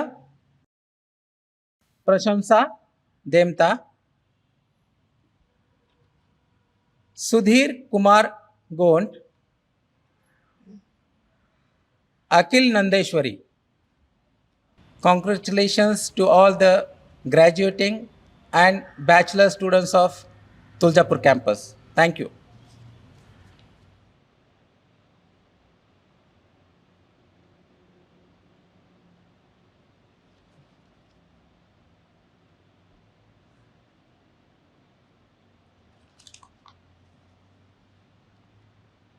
By virtue of authority vested in me as director of the institute, I admit you to your respective degrees of Doctor of Philosophy, Master of Philosophy, Master of Arts in Social Work, Master of Public Health in Health Administration, Master of Hospital Administration, Master of Public Health in Health Policy, Economics and Finance, Master of Public Health in Social Epidemiology, Master of Arts in Human Resources Management and Labor Relations, Master of Arts in Globalization and Labor, Master of Arts in Social Entrepreneurship, Master of Arts in Organization, Development, Change and Leadership, Master of Arts in Development Studies, Master of Arts in Women's Studies, Master of Arts in Applied Psychology in Clinical and Counseling Practice, Master of Arts, Master of Science in Climate Change and Sustainability, Master of Arts, Master of Science in Studies, Regulatory Governance, Master of Arts, Master of Science in Urban Policy and Governance, Master of Arts, Master of Science in Water Policy and Governance, Master of Arts in Education, Elementary, Master of Arts, Master of Science in Disaster Management, Master of Arts in Media and Cultural Studies, Master of Library and Information Science, Master of Laws, Access to Justice, Master of Arts in Education from Mumbai campus, Master of Arts in Social Work in Mental Health, Master of Arts in Applied Psychology in Clinical Psychology, Master of Arts in Applied Psychology in Counseling Psychology from BAM Center, Chennai, Master of Arts in Social Work in Rural Development, Master of Arts, Master of Science in Development Policy Planning and Practice, Master of Arts in Social Innovation and Entrepreneurship, Master of Arts, Master of Science in Sustainable Livelihoods and Natural Resources Governance, Bachelor of Arts Honours in Social Work, Rural Development, and Bachelor of Arts in Social Sciences from Tuljapur campus. Master of Arts in Development Studies, Master of Arts in Women's Studies, Master of Arts in Rural Development and Governance, Master of Arts in Education, Master of Arts in Public Policy and Governance, Master of Arts in Natural Resources and Governance, Master of Arts in Organizational Development, Change and Leadership, Bachelor of Arts in Social Sciences from Hyderabad campus, Master of Arts in Social Work in Community Organization and Development Practice, Master of Arts in Social Work in Livelihoods and Social Entrepreneurship, Master of Arts in Social Work in Public Health, Master of Arts in Social Work in Counseling, Master of Arts in Labor, Studies and Social Protection, Master of Arts in Ecology, Environment and Sustainable Development, Master of Arts in Peace and Conflict Studies, Master of Arts in Sociology and Social Anthropology, and Bachelor of Arts in Social Sciences from Guwahati campus. Master of Arts in Livelihoods and Social Entrepreneurship from Nagaland Center with all the honors, rights, privileges and responsibilities. And I charge each of you to prove worthy of the degree throughout your life. Now I request Shri S. Ramadorai, Chairman Governing Board, to deliver his speech and introduce the chief guest. Good afternoon, everyone, and a very warm welcome to the 81st Convocation of the Tata Institute of Social Sciences. At the outset, I would like to congratulate all the graduating students and research scholars who are qualified for the degrees, awards, and prizes. The convocation is being held in the backdrop of COVID-19 pandemic for the second consecutive year. Even as the COVID situation in India seems to be under control, the threat of the new variant, Omicron, the new variant, is looming large on the world, and India is no exception. This calls for continuous adherence to COVID appropriate behavior and more vaccination to mitigate the risks in spreading the disease again. The pandemic, as you all know, has highlighted issues such as attitudes to vaccination, fake news, and the politics of science, the vulnerability of people in care, roles and responsibilities of the state and the citizen, and gender disparities of the pandemic impact, to just name a few. For example, gender analysis of the impacts of COVID-19 have revealed that women are 22% more likely to lose their jobs globally. 20 million girls worldwide may not return to school. A paltry 23% of emergency aid targets women's economic security. All these add to the existing systemic gender inequality. But to remedy such impacts, we need to understand the context of cultural and social structures. It is social science research that reveals how the pandemic is compounding the precarity and its impact on communities around the world. While we have science to prevent the spread of COVID-19 and create vaccines, social science helps us understand the social and behavioral change required for promoting sanitation, vaccine uptake, mask wearing, social distancing, and so on. In short, it helps us to understand those contexts and factors that help translate science into good public health policy and practice. Our chief guest for today's convocation is an internationally renowned scientist, Dr. Krishnaswamy Kasturirangan, and it's my honor and pleasure to welcome him.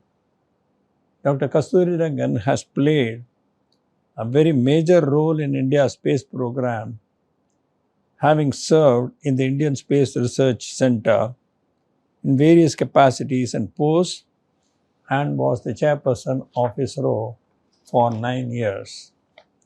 At ISRO, he oversaw the development of the new generation satellites, the Indian National Satellite INSAT-2, Indian Remote Sensing Satellite IRS-1A and 1B, apart from other scientific satellites.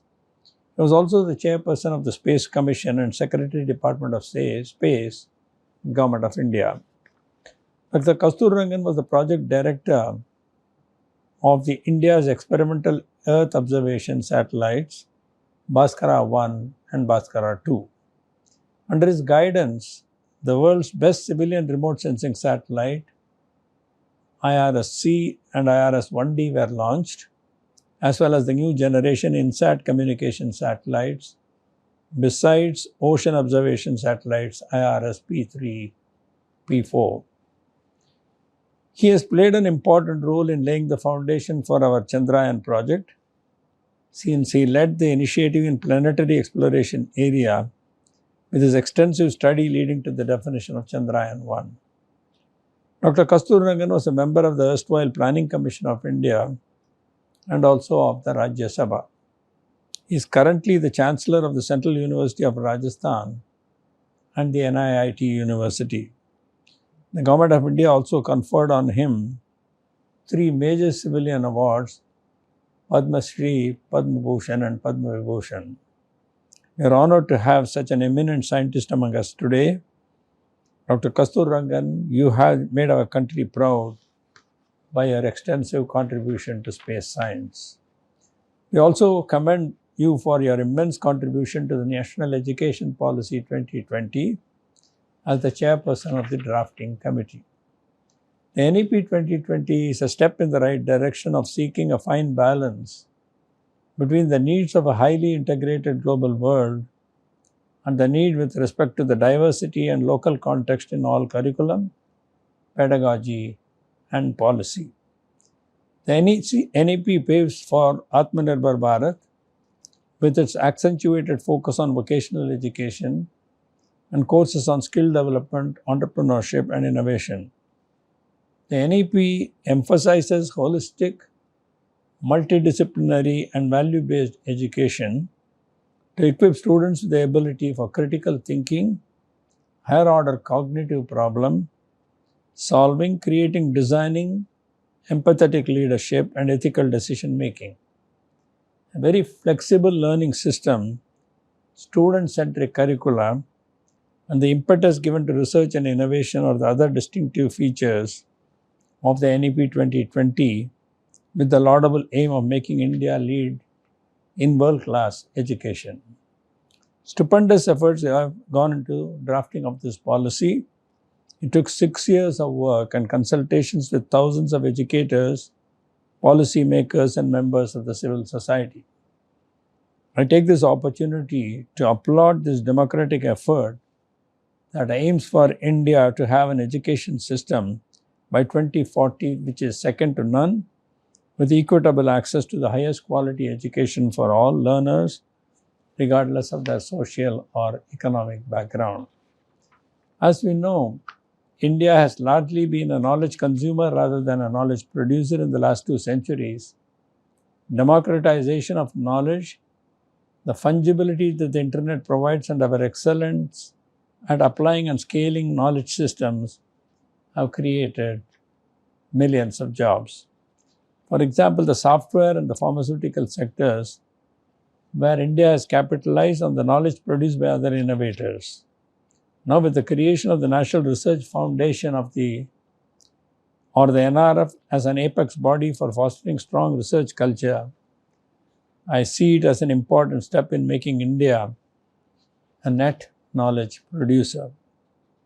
I'm glad that the non-science disciplines of research have been brought under the ambit of the National Education Policy and NRF to fund research projects across 4 major disciplines: science, technology, social sciences, and arts and humanities.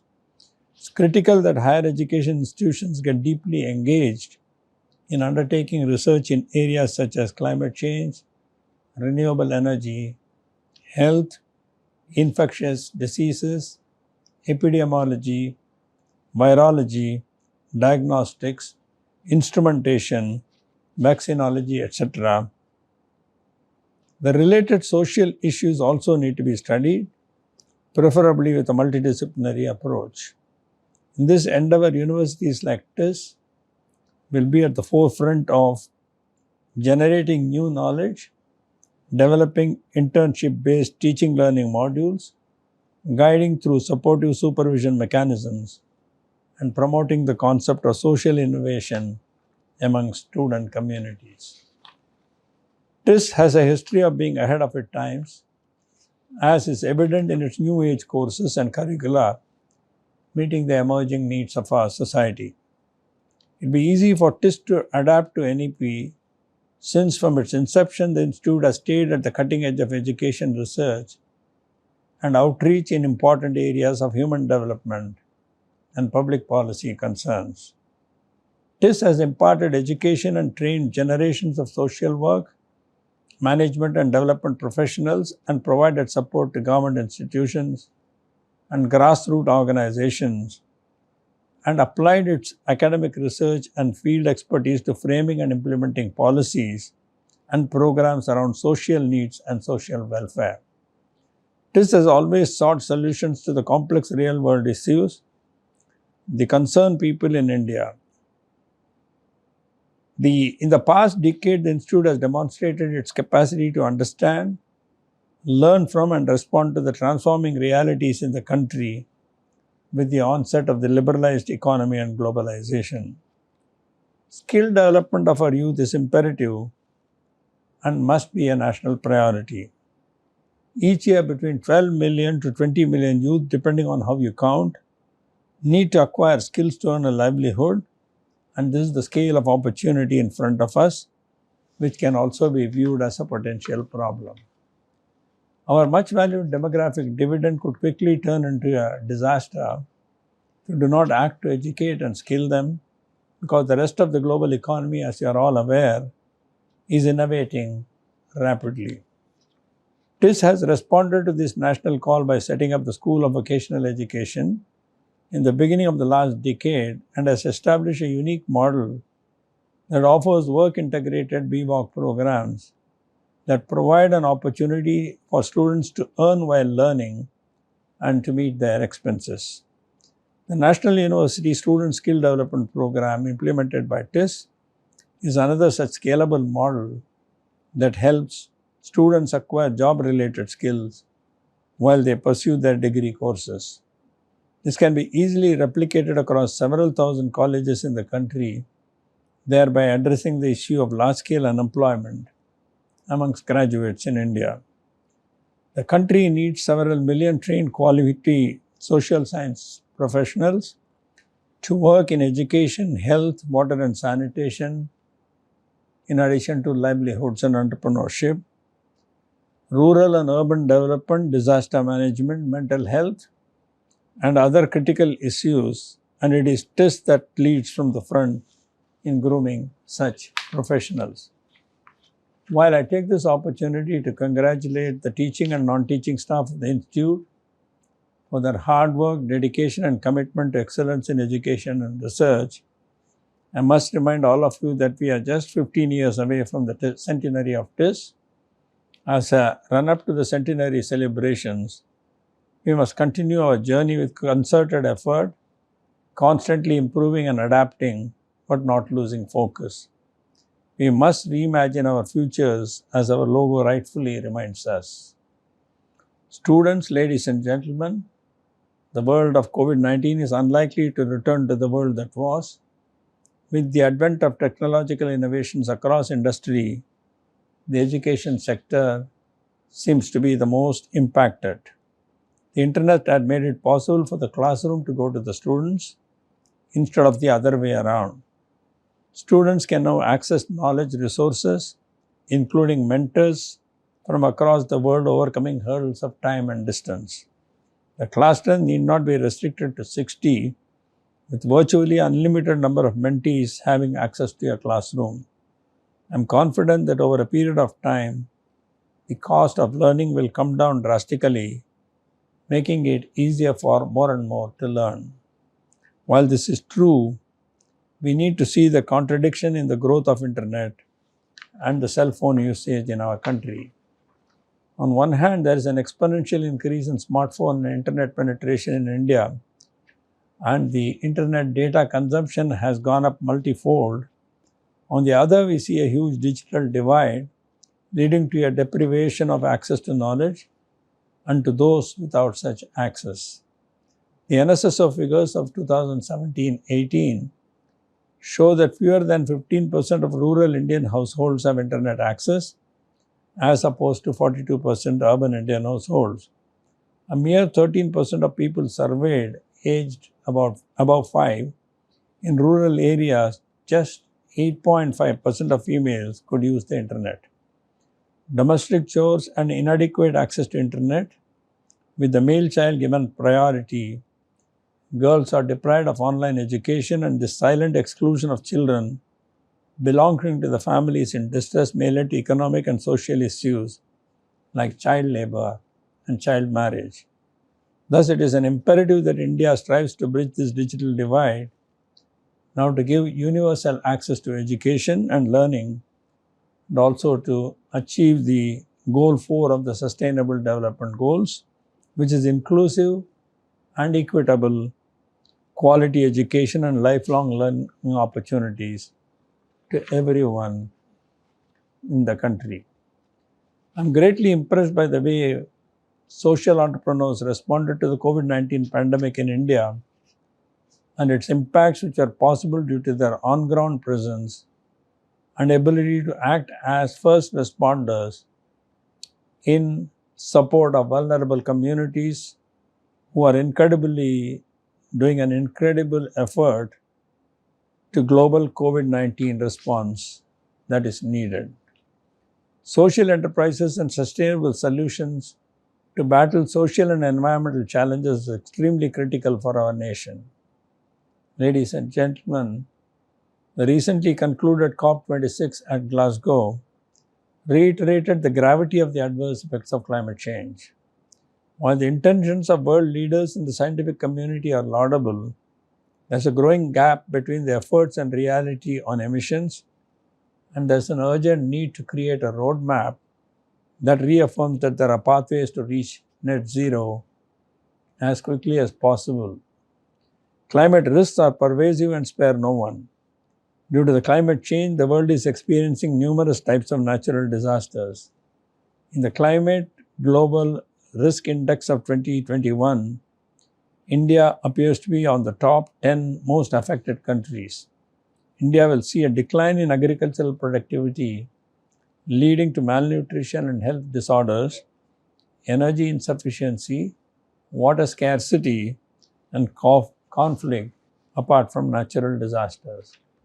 Climate change will also give rise to transition risk due to large shifts in asset values and higher cost of doing business. Another area of major concern is the rising social and income inequality in the world. The wealth gap between the rich and the poor is increasing world over, but it is very, very distinct in India. The top 10% of the Indian population holds 77% of the total national wealth, according to Oxfam. In the given situation, social scientists are in great demand. They are employed across public and private sectors, involved in different areas of work. Students, the world is ready for you. Step out and take the plunge. Create a ripple of change at the grassroots level that will in turn lead to a wave on the national and global landscape. All we need are small but sure steps taken in the right direction with the right intention, and today you all begin that journey into the future of India. Indeed, today marks an important milestone in your life's journey. I offer my heartiest congratulations to all the students graduating today and wish each and every one of you a very bright future. I hope that the years you have spent here at TISS will carry in you forever a spark and commitment to learning and serving our society at large. Once again, let me, in closing, wish you all the very best. Congratulations to all of you. Thank you very much. Based on their excellent academic performance, the meritorious students are being awarded the prizes, medals, and shields of the Institute. I have the honor to request you to invite the chief guest to kindly bestow the prizes, medals, and shields to the respective awardees.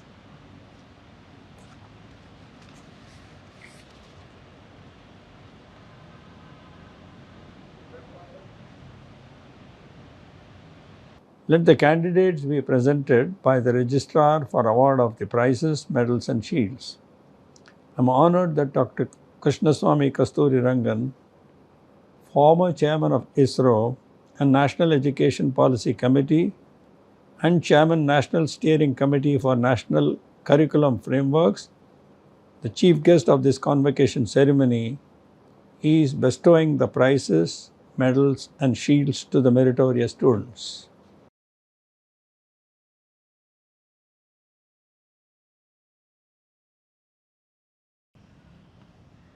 I am calling upon the names of academic medal prizes shield winners for academic year 2019-21.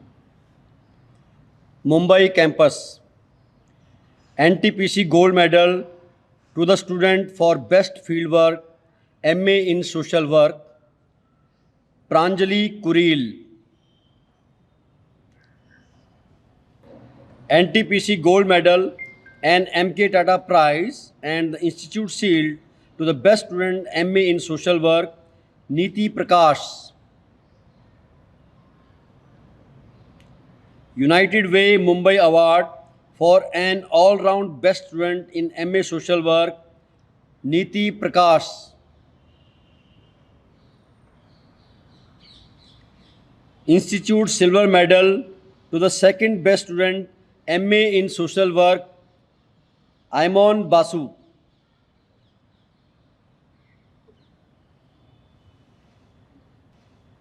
Prize and shield to the best student, MA in Social Work, Children and Families, Niti Prakash.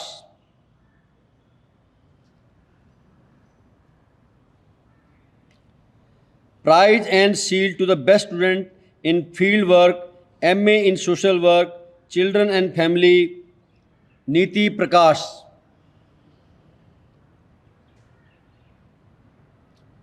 Prize and shield to the best student, MA in Social Work, Criminology and Justice, Nikita Nihar Pradhan. Prize and shield to the best student in field work, MA in Social Work, Criminology and Justice, Nikita Nihar Pradhan. Prize and shield to the best student, MA in Social Work, Community Organization and Development Practice, Maitre Manish Puranik. Prize and shield to the best student in field work, MA in Social Work, Community Organization and Development Practice, Maitre Manish Puranik. Prize and shield to the best student, MA in Social Work, Disability Studies and Action, Aimon Basu.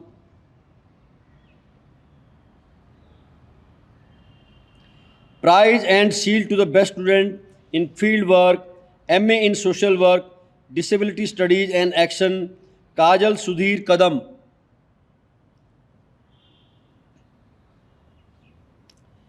Prize and shield to the best student, MA in Social Work, Dalit and Tribal Studies and Action, Ashna Goyal.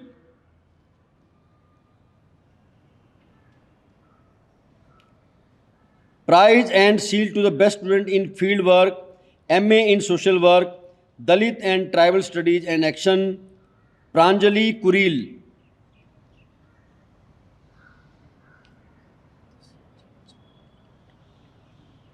Prize and shield to the best student in MA in Social Work, Livelihood and Social Entrepreneurship, Mathis Jensen Didonet.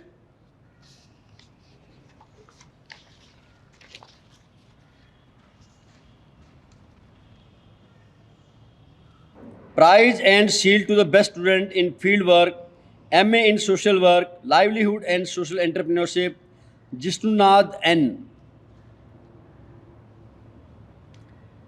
Right Livelihood Shield to the best student in field work for livelihood promotion and innovation in social work with livelihood and social entrepreneurship, Prakhar Gupta. Right Livelihood Shield to the second best student in field work for livelihood promotion and innovation in social work with livelihood and social entrepreneurship, Mathis Jensen Didonet.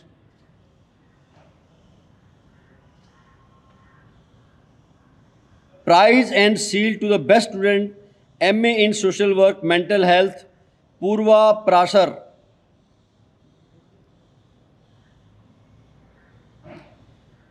Prize and shield to the best student in field work, MA in Social Work, Mental Health, Harshala Sangvi.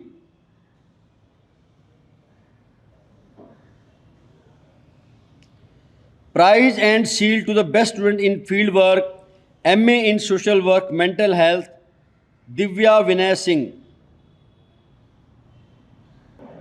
Prize and shield to best student, MA in Social Work, Public Health, Tavleen Singh. Prize and shield to best student in field work, MA in Social Work, Public Health, Rasida Praveen.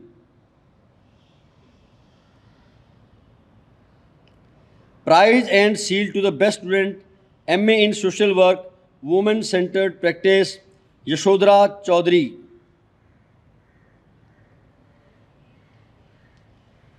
Prize and shield to the best student in field work, MA in Social Work, Women-Centered Practice, Avirami N. Ramesh. Shield to the best student, MA in Social Work, Mental Health, BAM Chennai, Sanjana Jain.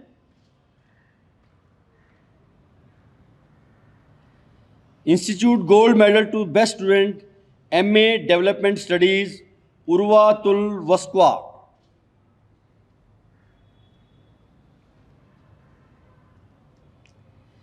Institute Silver Medal to the second best student, MA Development Studies, Urbi Bhaumik.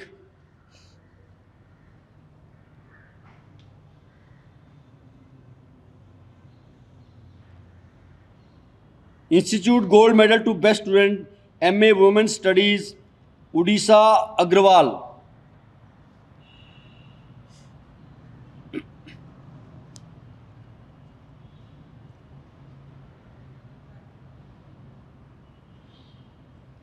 Institute Silver Medal to second best student, MA Women's Studies, Faiza Rahman.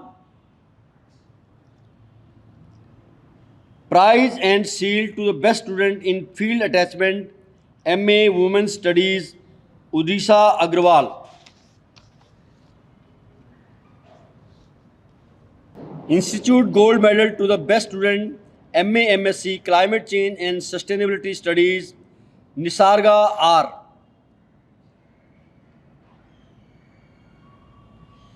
Institute Silver Medal to the second best student, MA MSc Climate Change and Sustainability Studies, Bilal Sohail Khan.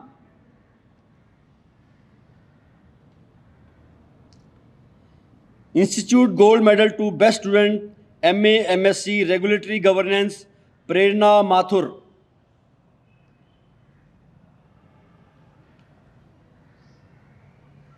Institute Silver Medal to the second best student, MA MSc Regulatory Governance, Ananya Kant.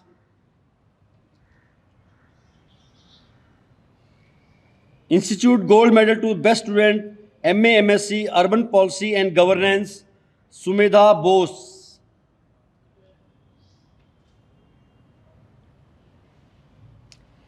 Institute Silver Medal to the second best student, MA MSc Urban Policy and Governance, Archana Balachandran.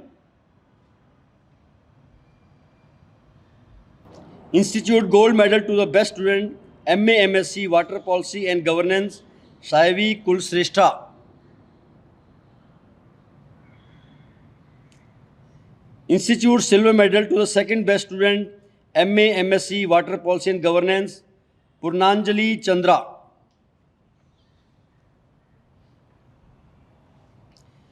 Institute Gold Medal to the best student, MA in Education Elementary, Hani Singh.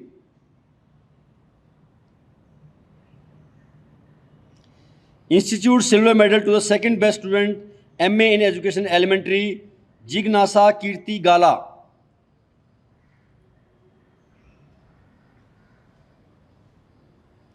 Certificate of Merit to the best field attachment, MA in Education Elementary, Mudita Pant.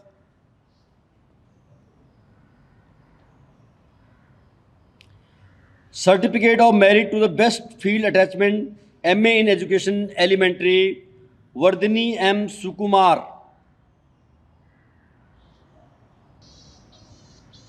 Institute Gold Medal to the best student, MA in Education, Deepti Dona J. Institute Silver Medal to the second best student, MA in Education, Diksha Rehal.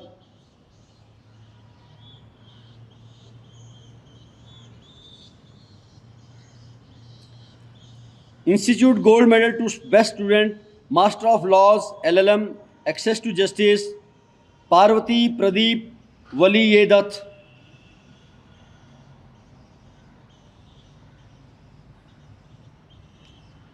Institute Silver Medal to second best student, Master of Law, Access to Justice, Ravindran V.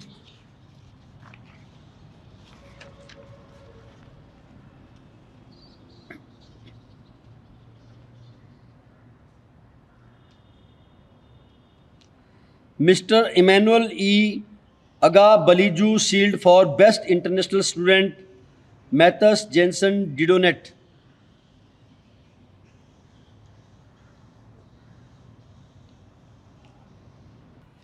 Tuljapur Campus, Institute Gold Medal to the Best Student, MA in Social Work, Rural Development, Prasann Sadhu Khan.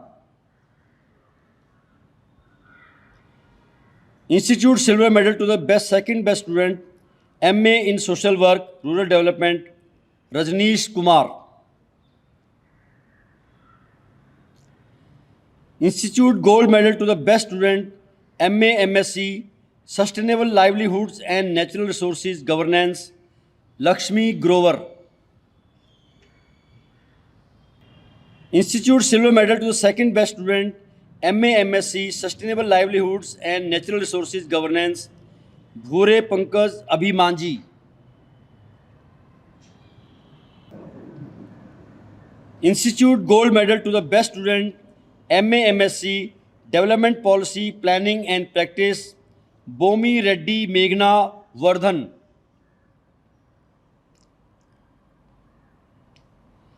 Institute Silver Medal to the Second Best Student, MA MSc, Development Policy, Planning and Practice, Pavni Bhandari.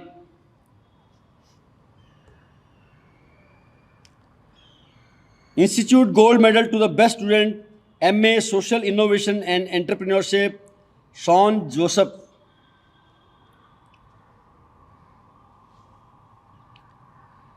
Institute Silver Medal to the Second Best Student, MA Social Innovation and Entrepreneurship, Shreya Bhargav.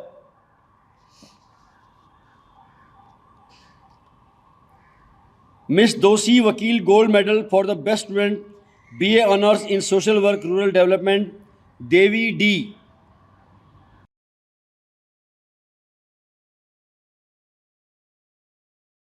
Miss Doshi Vakil Silver Medal for the Second Best Student, BA Honours in Social Work, Rural Development, Krishna Ballabh Chaudhary.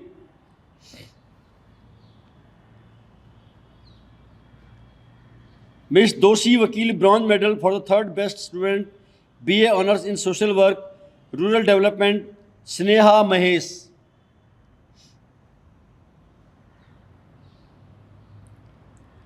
Institute Gold Medal for the Best Student, BA in Social Sciences, Shivakami Prasanna.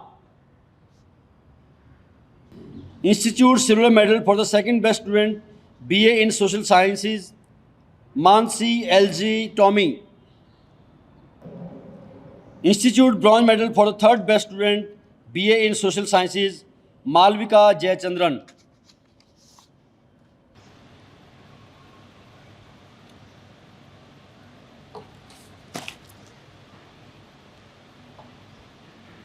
It's my pleasure and honor of this institute to invite Dr. Krishnaswamy Kasturirangan, former Chairman of ISRO and National Education Policy Committee and Chairman National Steering Committee for the National Curriculum Frameworks, to kindly deliver the convocation address.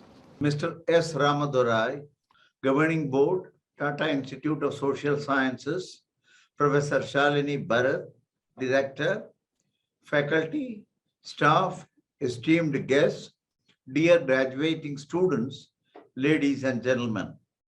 I am delighted to be with all of you today to take part in this major milestone of Tata Institute of Social Sciences, a historic institution that represents the vision of one of the most extraordinary Indians of our times, Mr. J.R.D. Tata.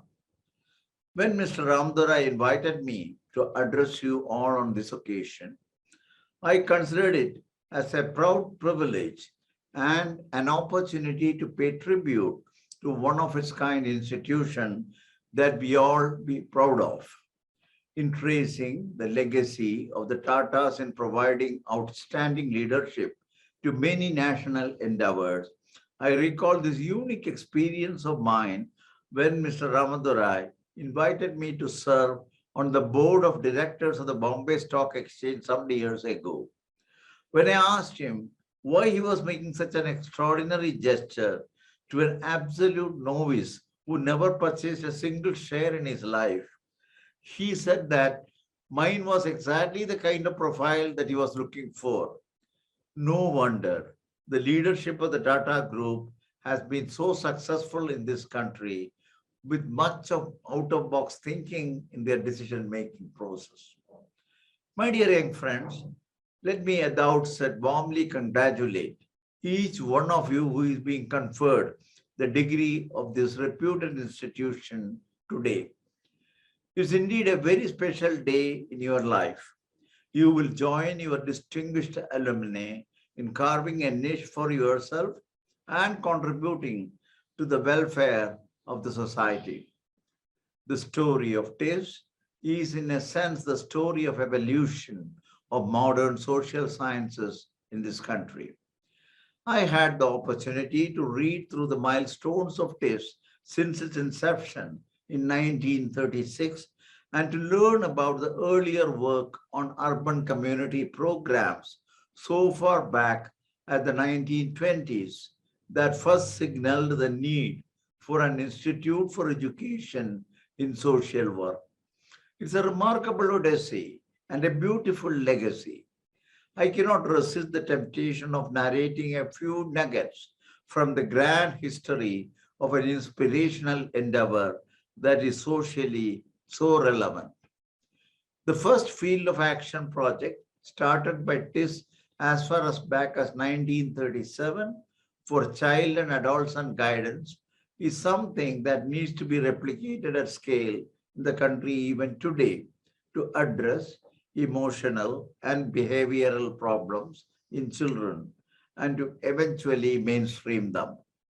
The vision of the National Education Policy, NEP 2020, is to give every child education until grade 12 so that they have a chance to be a part of the knowledge economy of today. This cannot be achieved without such pioneering initiatives like the ones by TISS. The faculty and the students of TISS working among refugees and helping them deal with the aftermath of partition and responding to many subsequent national challenges are beautiful examples of institutional engagement with society chartering unfamiliar territories. This is something that NEP hopes to see widely in institutions of higher education through its emphasis on community engagement. TISS can serve as a beacon for all of them, leading by example, and sharing its experience and expertise as needed. Lastly, the plethora of master's degrees developed by TISS in topics of great relevance to society, beginning with labor welfare and industrial relations, and growing into aspects of education, public health, gender and disability studies, climate action and sustainability, and more, are well worth emulating in many more institutions around the country. Over the next decade, India will have the highest population of young people in the world, more than 50% below the age of 35 years, aspiring for high quality education. This demographic dividend must be taken advantage of.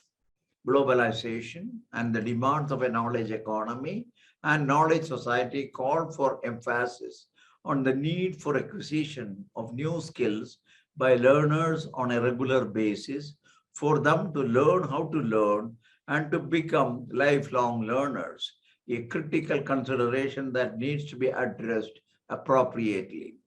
Further, the education of the future needs to be reconfigured to meet the targets of the Sustainable Development Goals set for 2030. Specifically, the Goal 4 relating to quality education seeks to ensure inclusion and equitable quality education and promote lifelong learning opportunities for all. And Goal 8 relating to decent work and economic growth seeks to promote sustained, inclusive, and sustainable economic growth, full and productive employment, and decent work for all. With its last education policy formulated nearly 30 years ago, India now needs an educational system aligned with aspirational goals of 21st century education while remaining rooted to India's value systems and ethos. The vision of India's new educational system has been crafted to ensure that it touches the life of each and every citizen consistent with their needs and necessities, besides creating a just and equitable society. The policy provides an integrated and flexible approach to education. Further, it has kept the interconnectedness of the various phases of it in mind and how the same will enable continuity, coherence, and processes to ultimately realize an end-to-end educational roadmap for the country. A major emphasis is given to the aspect of holistic, multidisciplinary education as a foundational component in the undergraduate level in this policy. Unfortunately, education in the social sciences and its connections to education in the humanities and in science and technology, and the exploration of the relevance of one area to the other is rather weak in the country today. This is something that we have investigated and reflected upon carefully during our work on the national education policy. There are plenty of excellent institutions in the country engaged in teaching and research in science and technology, but much like C.P. Snow's reflections on the two cultures, these areas of intellectual endeavors do not engage with each other sufficiently, thereby hampering the ability of each one of them to address social concerns. The NEP committee concluded that much needs to be done in this area, and this was in fact one of the key persuasive factors influencing our thinking on liberal education. As we have stated in the policy, the purpose and importance of a liberal arts education, especially today, is to enable students to explore the numerous remarkable intertwined relationships that exist among the sciences and the humanities, mathematics and arts, medicine and physics, and so on. And more generally, to explore the surprising unity of all fields of human endeavor. Why then did we abandon the liberal arts approach for a seemingly closed discipline-based approach? Quite simply, this discipline-based approach has been highly effective at advancing human knowledge and understanding over the last few centuries. We need to look no further than the remarkably quick development of effective vaccines to combat the COVID-19 pandemic. However, despite having served us so well for so long, there is now sufficient evidence that disciplinary and even multidisciplinary approaches alone cannot satisfy the increasing quantum and complexity, as well as demands of a vibrant knowledge society of the 21st century. Why? Because we are presently experiencing situations calling for grappling with problems that are too broad or too complex to be adequately tackled within a single discipline or cannot be broken up and handed to experts from several disciplines. An example of such a problem that we are all familiar with is climate change, addressing issues of environment, human habitation, sea level change, severe weather systems, unpredictable economic impacts, and the resulting social upheavals, among other effects. The NEP therefore places considerable emphasis on a holistic and multidisciplinary education and encourages all HEIs to consider offering the 4-year liberal education program, even while continuing to keep the option of the 3-year undergraduate program open.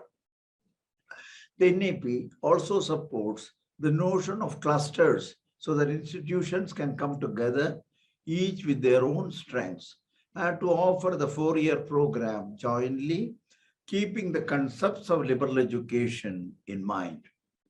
The other key recommendations of the NEP, besides community engagement and liberal undergraduate education program, include the integration of vocational education, and the evolutions of the higher educational institutions into degree granting institutions, into research or teaching universities, or even autonomous colleges. I was happy to learn that you have a flourishing vocational education program being offered to thousands of students across India. I hope you will continue to strengthen the program and also help other institutions build similar programs. Vocational education is a need of the hour. Previous education policies had emphasized it too, but fell short of implementing it well in keeping the aspirations of students in mind and ensuring that they derive the desired benefits. We must guard against such an outcome this time around. Only about 3% of India's labor force has formal vocational training. And this hurts not just the economy, but also the workforce, since they cannot command living wages. The NEP has proposed the integration of vocational education into schools and higher educational institutions in order to help tackle the dual challenges of the poor provisioning of vocational education and the negative perceptions regarding it. I was required by my PhD advisor, Vikram Sarabhai, to vend transformers, cut sheet metal, and build equipment with my own hands during my PhD in experimental physics. It was not until much later, during my work in ISRO, when I found myself comfortable overseeing the complex systems we were building, that I learned the true value of the holistic education and the training that he made sure I received. On the NEP's recommendation regarding research universities, I would like to say the following, given that I serve on the council of another institute seeded by the Tatas, namely the Tata Institute of Fundamental Research, TIFR. Serving on the council of TIFR, along with Mr. Ratan Tata, I've heard plans of TIFR to transform itself without sacrificing its essential character. It behooves TISS to similarly reflect on its future role in the country, build on its own existing strengths, and develop a unique vision for itself that can continue to serve the nation over the next several decades. In doing so, TISS can also consider collaborating with other institutions, including TIFR, something that NEP encourages. In the post-independence era, India was fortunate to have had the leadership of exceptional caliber and vision in Dorabji Tata, J.R.D. Tata, Homi Bhabha, Vikram Sarabhai, and many others. We need similar vision today, and our leading institutions must help to create many exceptional leaders for the future. No scientific endeavor can be successful without sociological understanding. In space, for instance, the capabilities of satellite systems are used for groundwater and surface water exploitation, mapping the productivity of agriculture systems, environmental studies, including forest conservation and preservation, soil mapping and improving the productivity of fisheries, and such other applications. Space can also be used for disaster management efforts involving communication and remote sensing capabilities of satellites and applications used for education. One can cite several such examples in the context of the use of frontiers of technology for grassroots level sociologically relevant applications. All these social applications that use cutting-edge technologies requires a keen understanding of the connectivity between the science, technology, and the socio-economic implications in our country today. In the broader context, effective promotion of such strategies needs a critical understanding of the role of social scientists who can assess the social impact of such endeavors and help them get implemented successfully. The Tatas have supported the setting up of multiple world-class institutions for education and research in the country, beginning with the Indian Institute of Science in 1909 an institution that I had the privilege to serve as the chairman of the governing council for many years. TISS in 1936 and TIFR in 1945 were followed by TERI, the Tata Energy Research Institute, now it's called the E-Energy Research Institute, in 1974. These early seeds shown by the Tatas have now flowered into strong institutions, and we need to continue building in this direction. More recently, in 1988, these erudite institutions have been joined by NIAS, the National Institute for Advanced Studies, another institution that I have been privileged to be associated with. Currently, Mr. Ramadorai also chairs the governing council of NIAS. NIAS is thus deriving the benefit of consolidating and furthering the vision of JRD Tata towards realizing multidisciplinary objectives covering a vast spectrum of critical national endeavors. Given this rich history, I only want to ask this question: is it not time to look at these institutions in a collective concept? TISS today is one of its kind institution, looking at society in all of its manifestations, social systems with diversity, plurality, complexity, and dynamics of varied forms is a special character of this country. I would want India to become the center of social sciences for the world. The analogy in space is the experience of ISRO in building world-class satellites. Initially, we built IRS-1A and 1B, emulating American and French performance standards. But later, we were able to make satellites with superior performance and unique Indian designs, the IRS-1C and 1D satellites.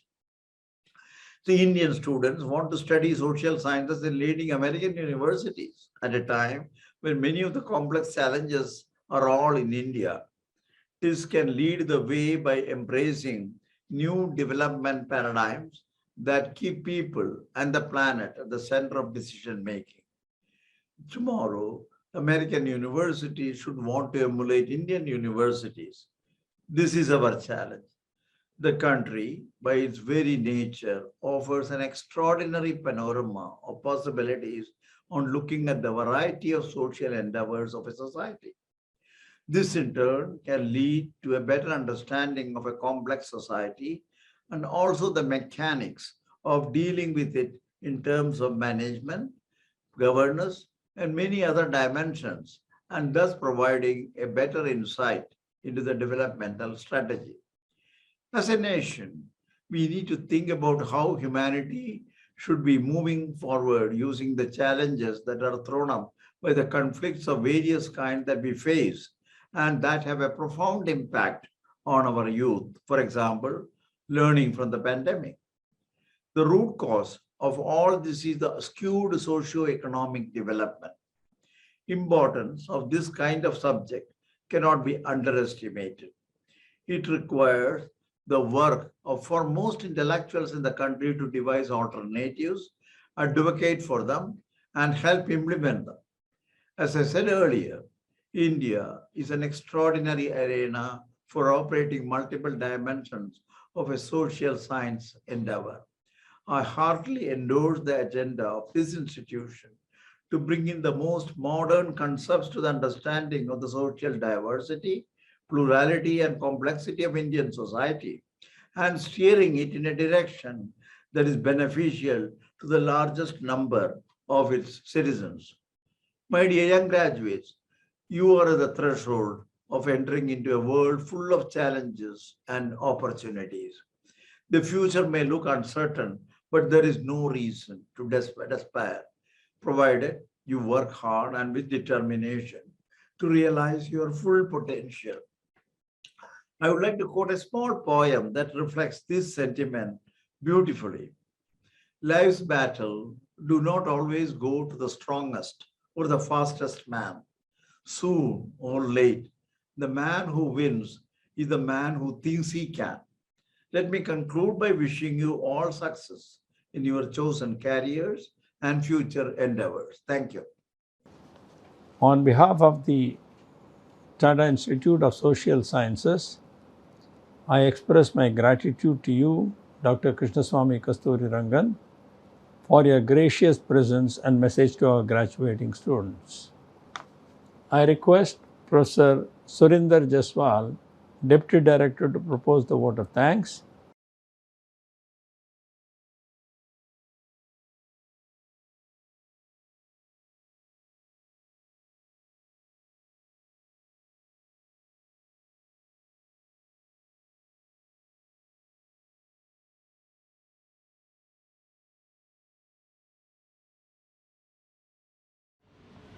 Shri Ramadorai, Chairperson of the Governing Board, Dr. K. Kasturirangan, the Honorable Chief Guest for today's convocation, Professor Shalini Bharat, Director TISS, Colonel Joshi, Registrar TISS, Professor Shahjan, Dean Academics, colleagues from off campuses, Deputy Director Guwahati, Professor Kalpana Sarthi, Professor Ramesh Zare, Dean Tulzapur Campus, and Professor Asim Prakash, officiating Deputy Director Hyderabad Campus, members of the Governing Board, Academic Council, my faculty colleagues, members of the non-teaching staff, service staff, dear students, respected parents, and other relatives and distinguished guests who have joined us today virtually for the 81st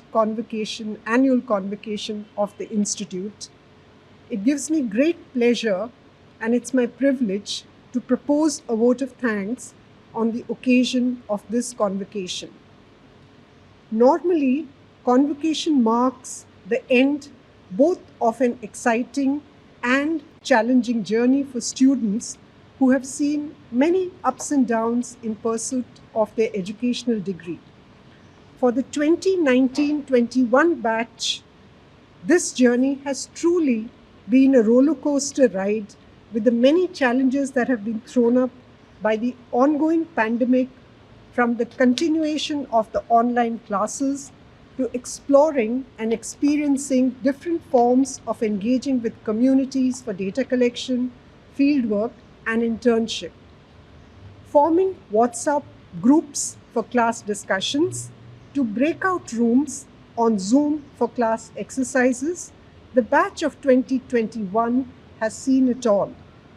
They have successfully completed all the requirements of their degrees and programs today, and they beam with pride on the completion of one of the most important milestones in their adult life.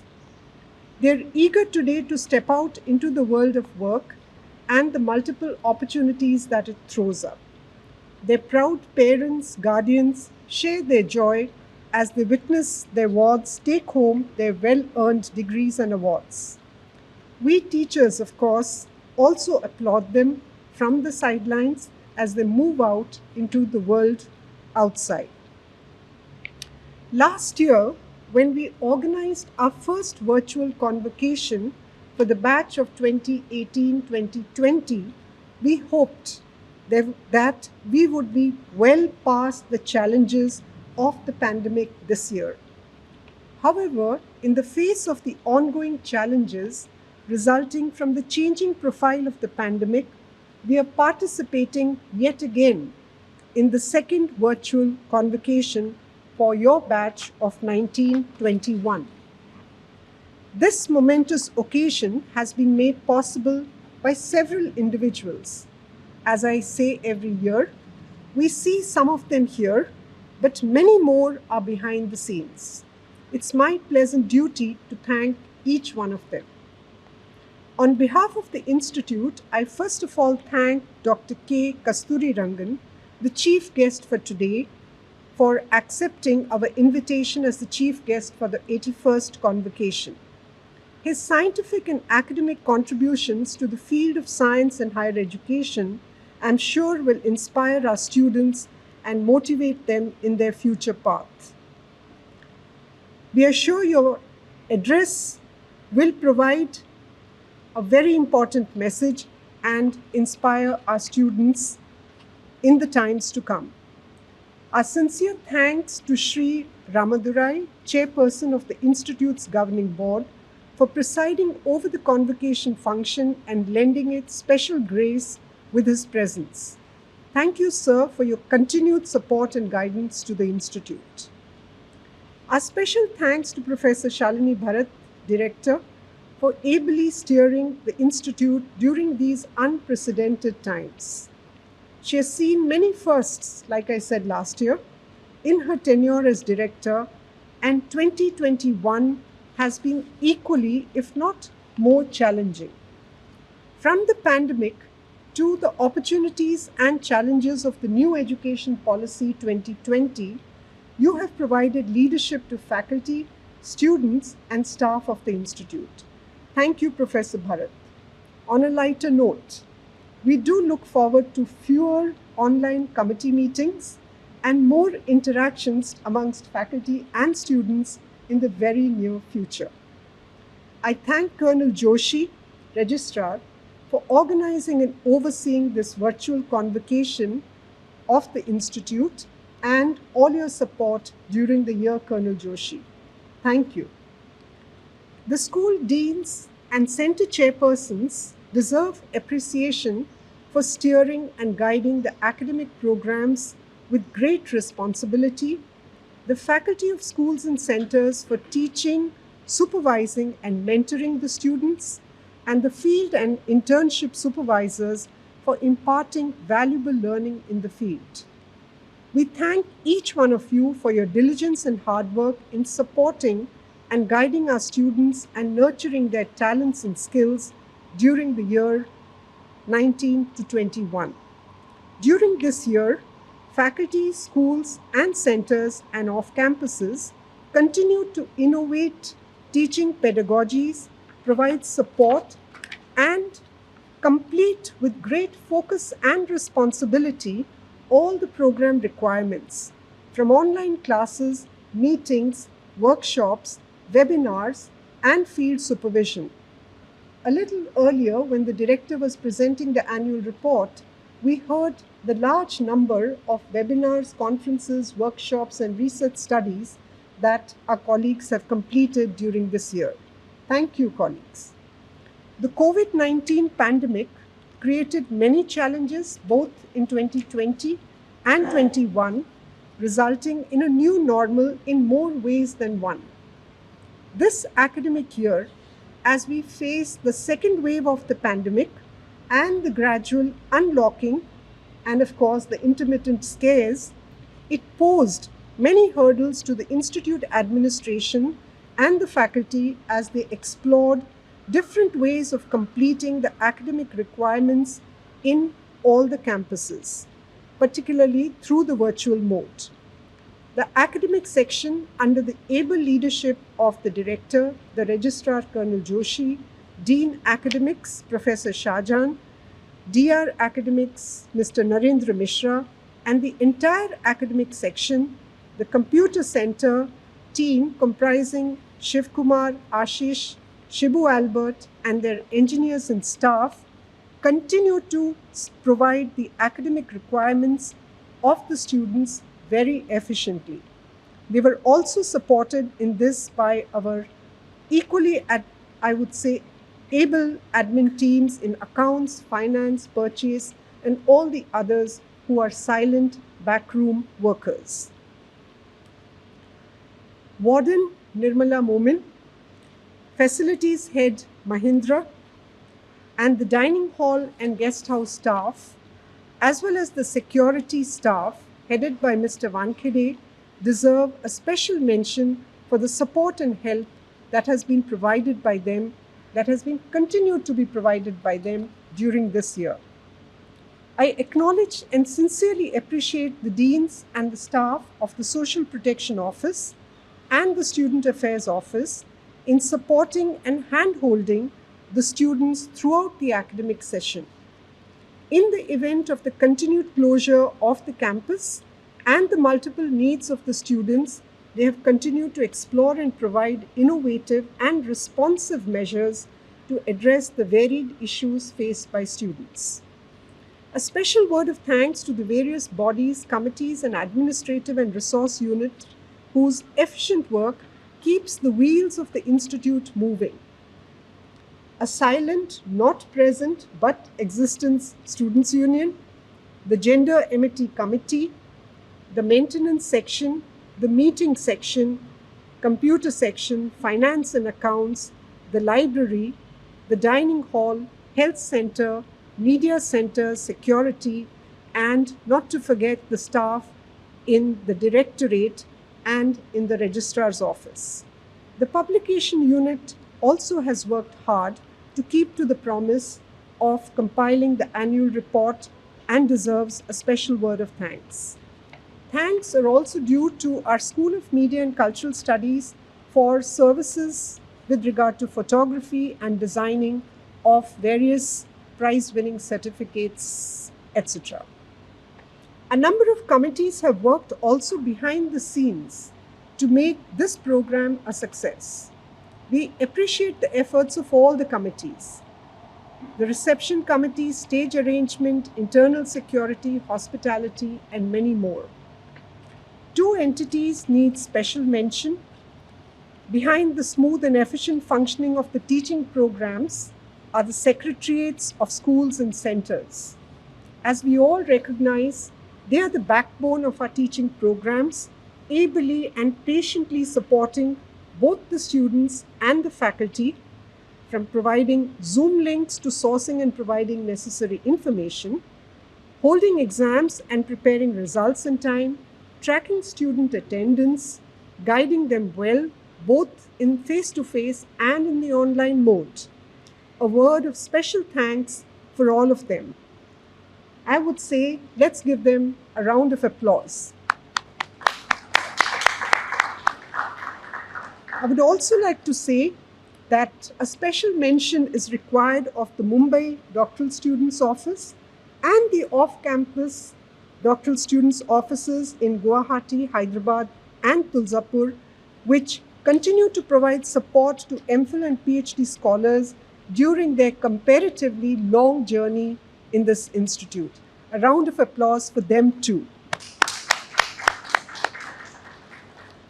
Ultimately, this function belongs to the examinations unit of the academic section, which has organized this challenging and creative virtual convocation very silently and very efficiently. Their work begins with the opening of the new academic year, and then through the year, the examinations unit works hard to conduct the semester exams, in these times assignments, efficiently and bring out the results in time so that we may have this graduating ceremony for the outgoing students and scholars. Thank you, colleagues in the academic section. Convocation is a special time in the life of all students, not only because it marks the culmination of their formal education, but because from here on, they are ready to learn from life itself and to share with others what they have learned within the comparatively protected portals of their institution. My best wishes to all of you as you step out to take on the world. Thank you. A last line.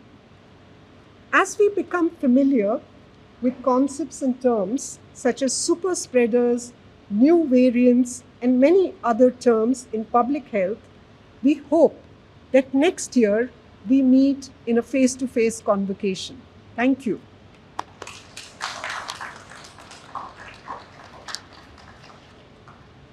I declare the convocation closed.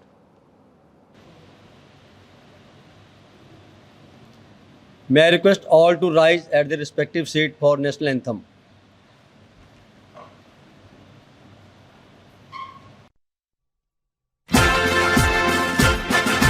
Jana Gana मन अधिनायक जय हे भारत भाग्य विधाता पंजाब सिंध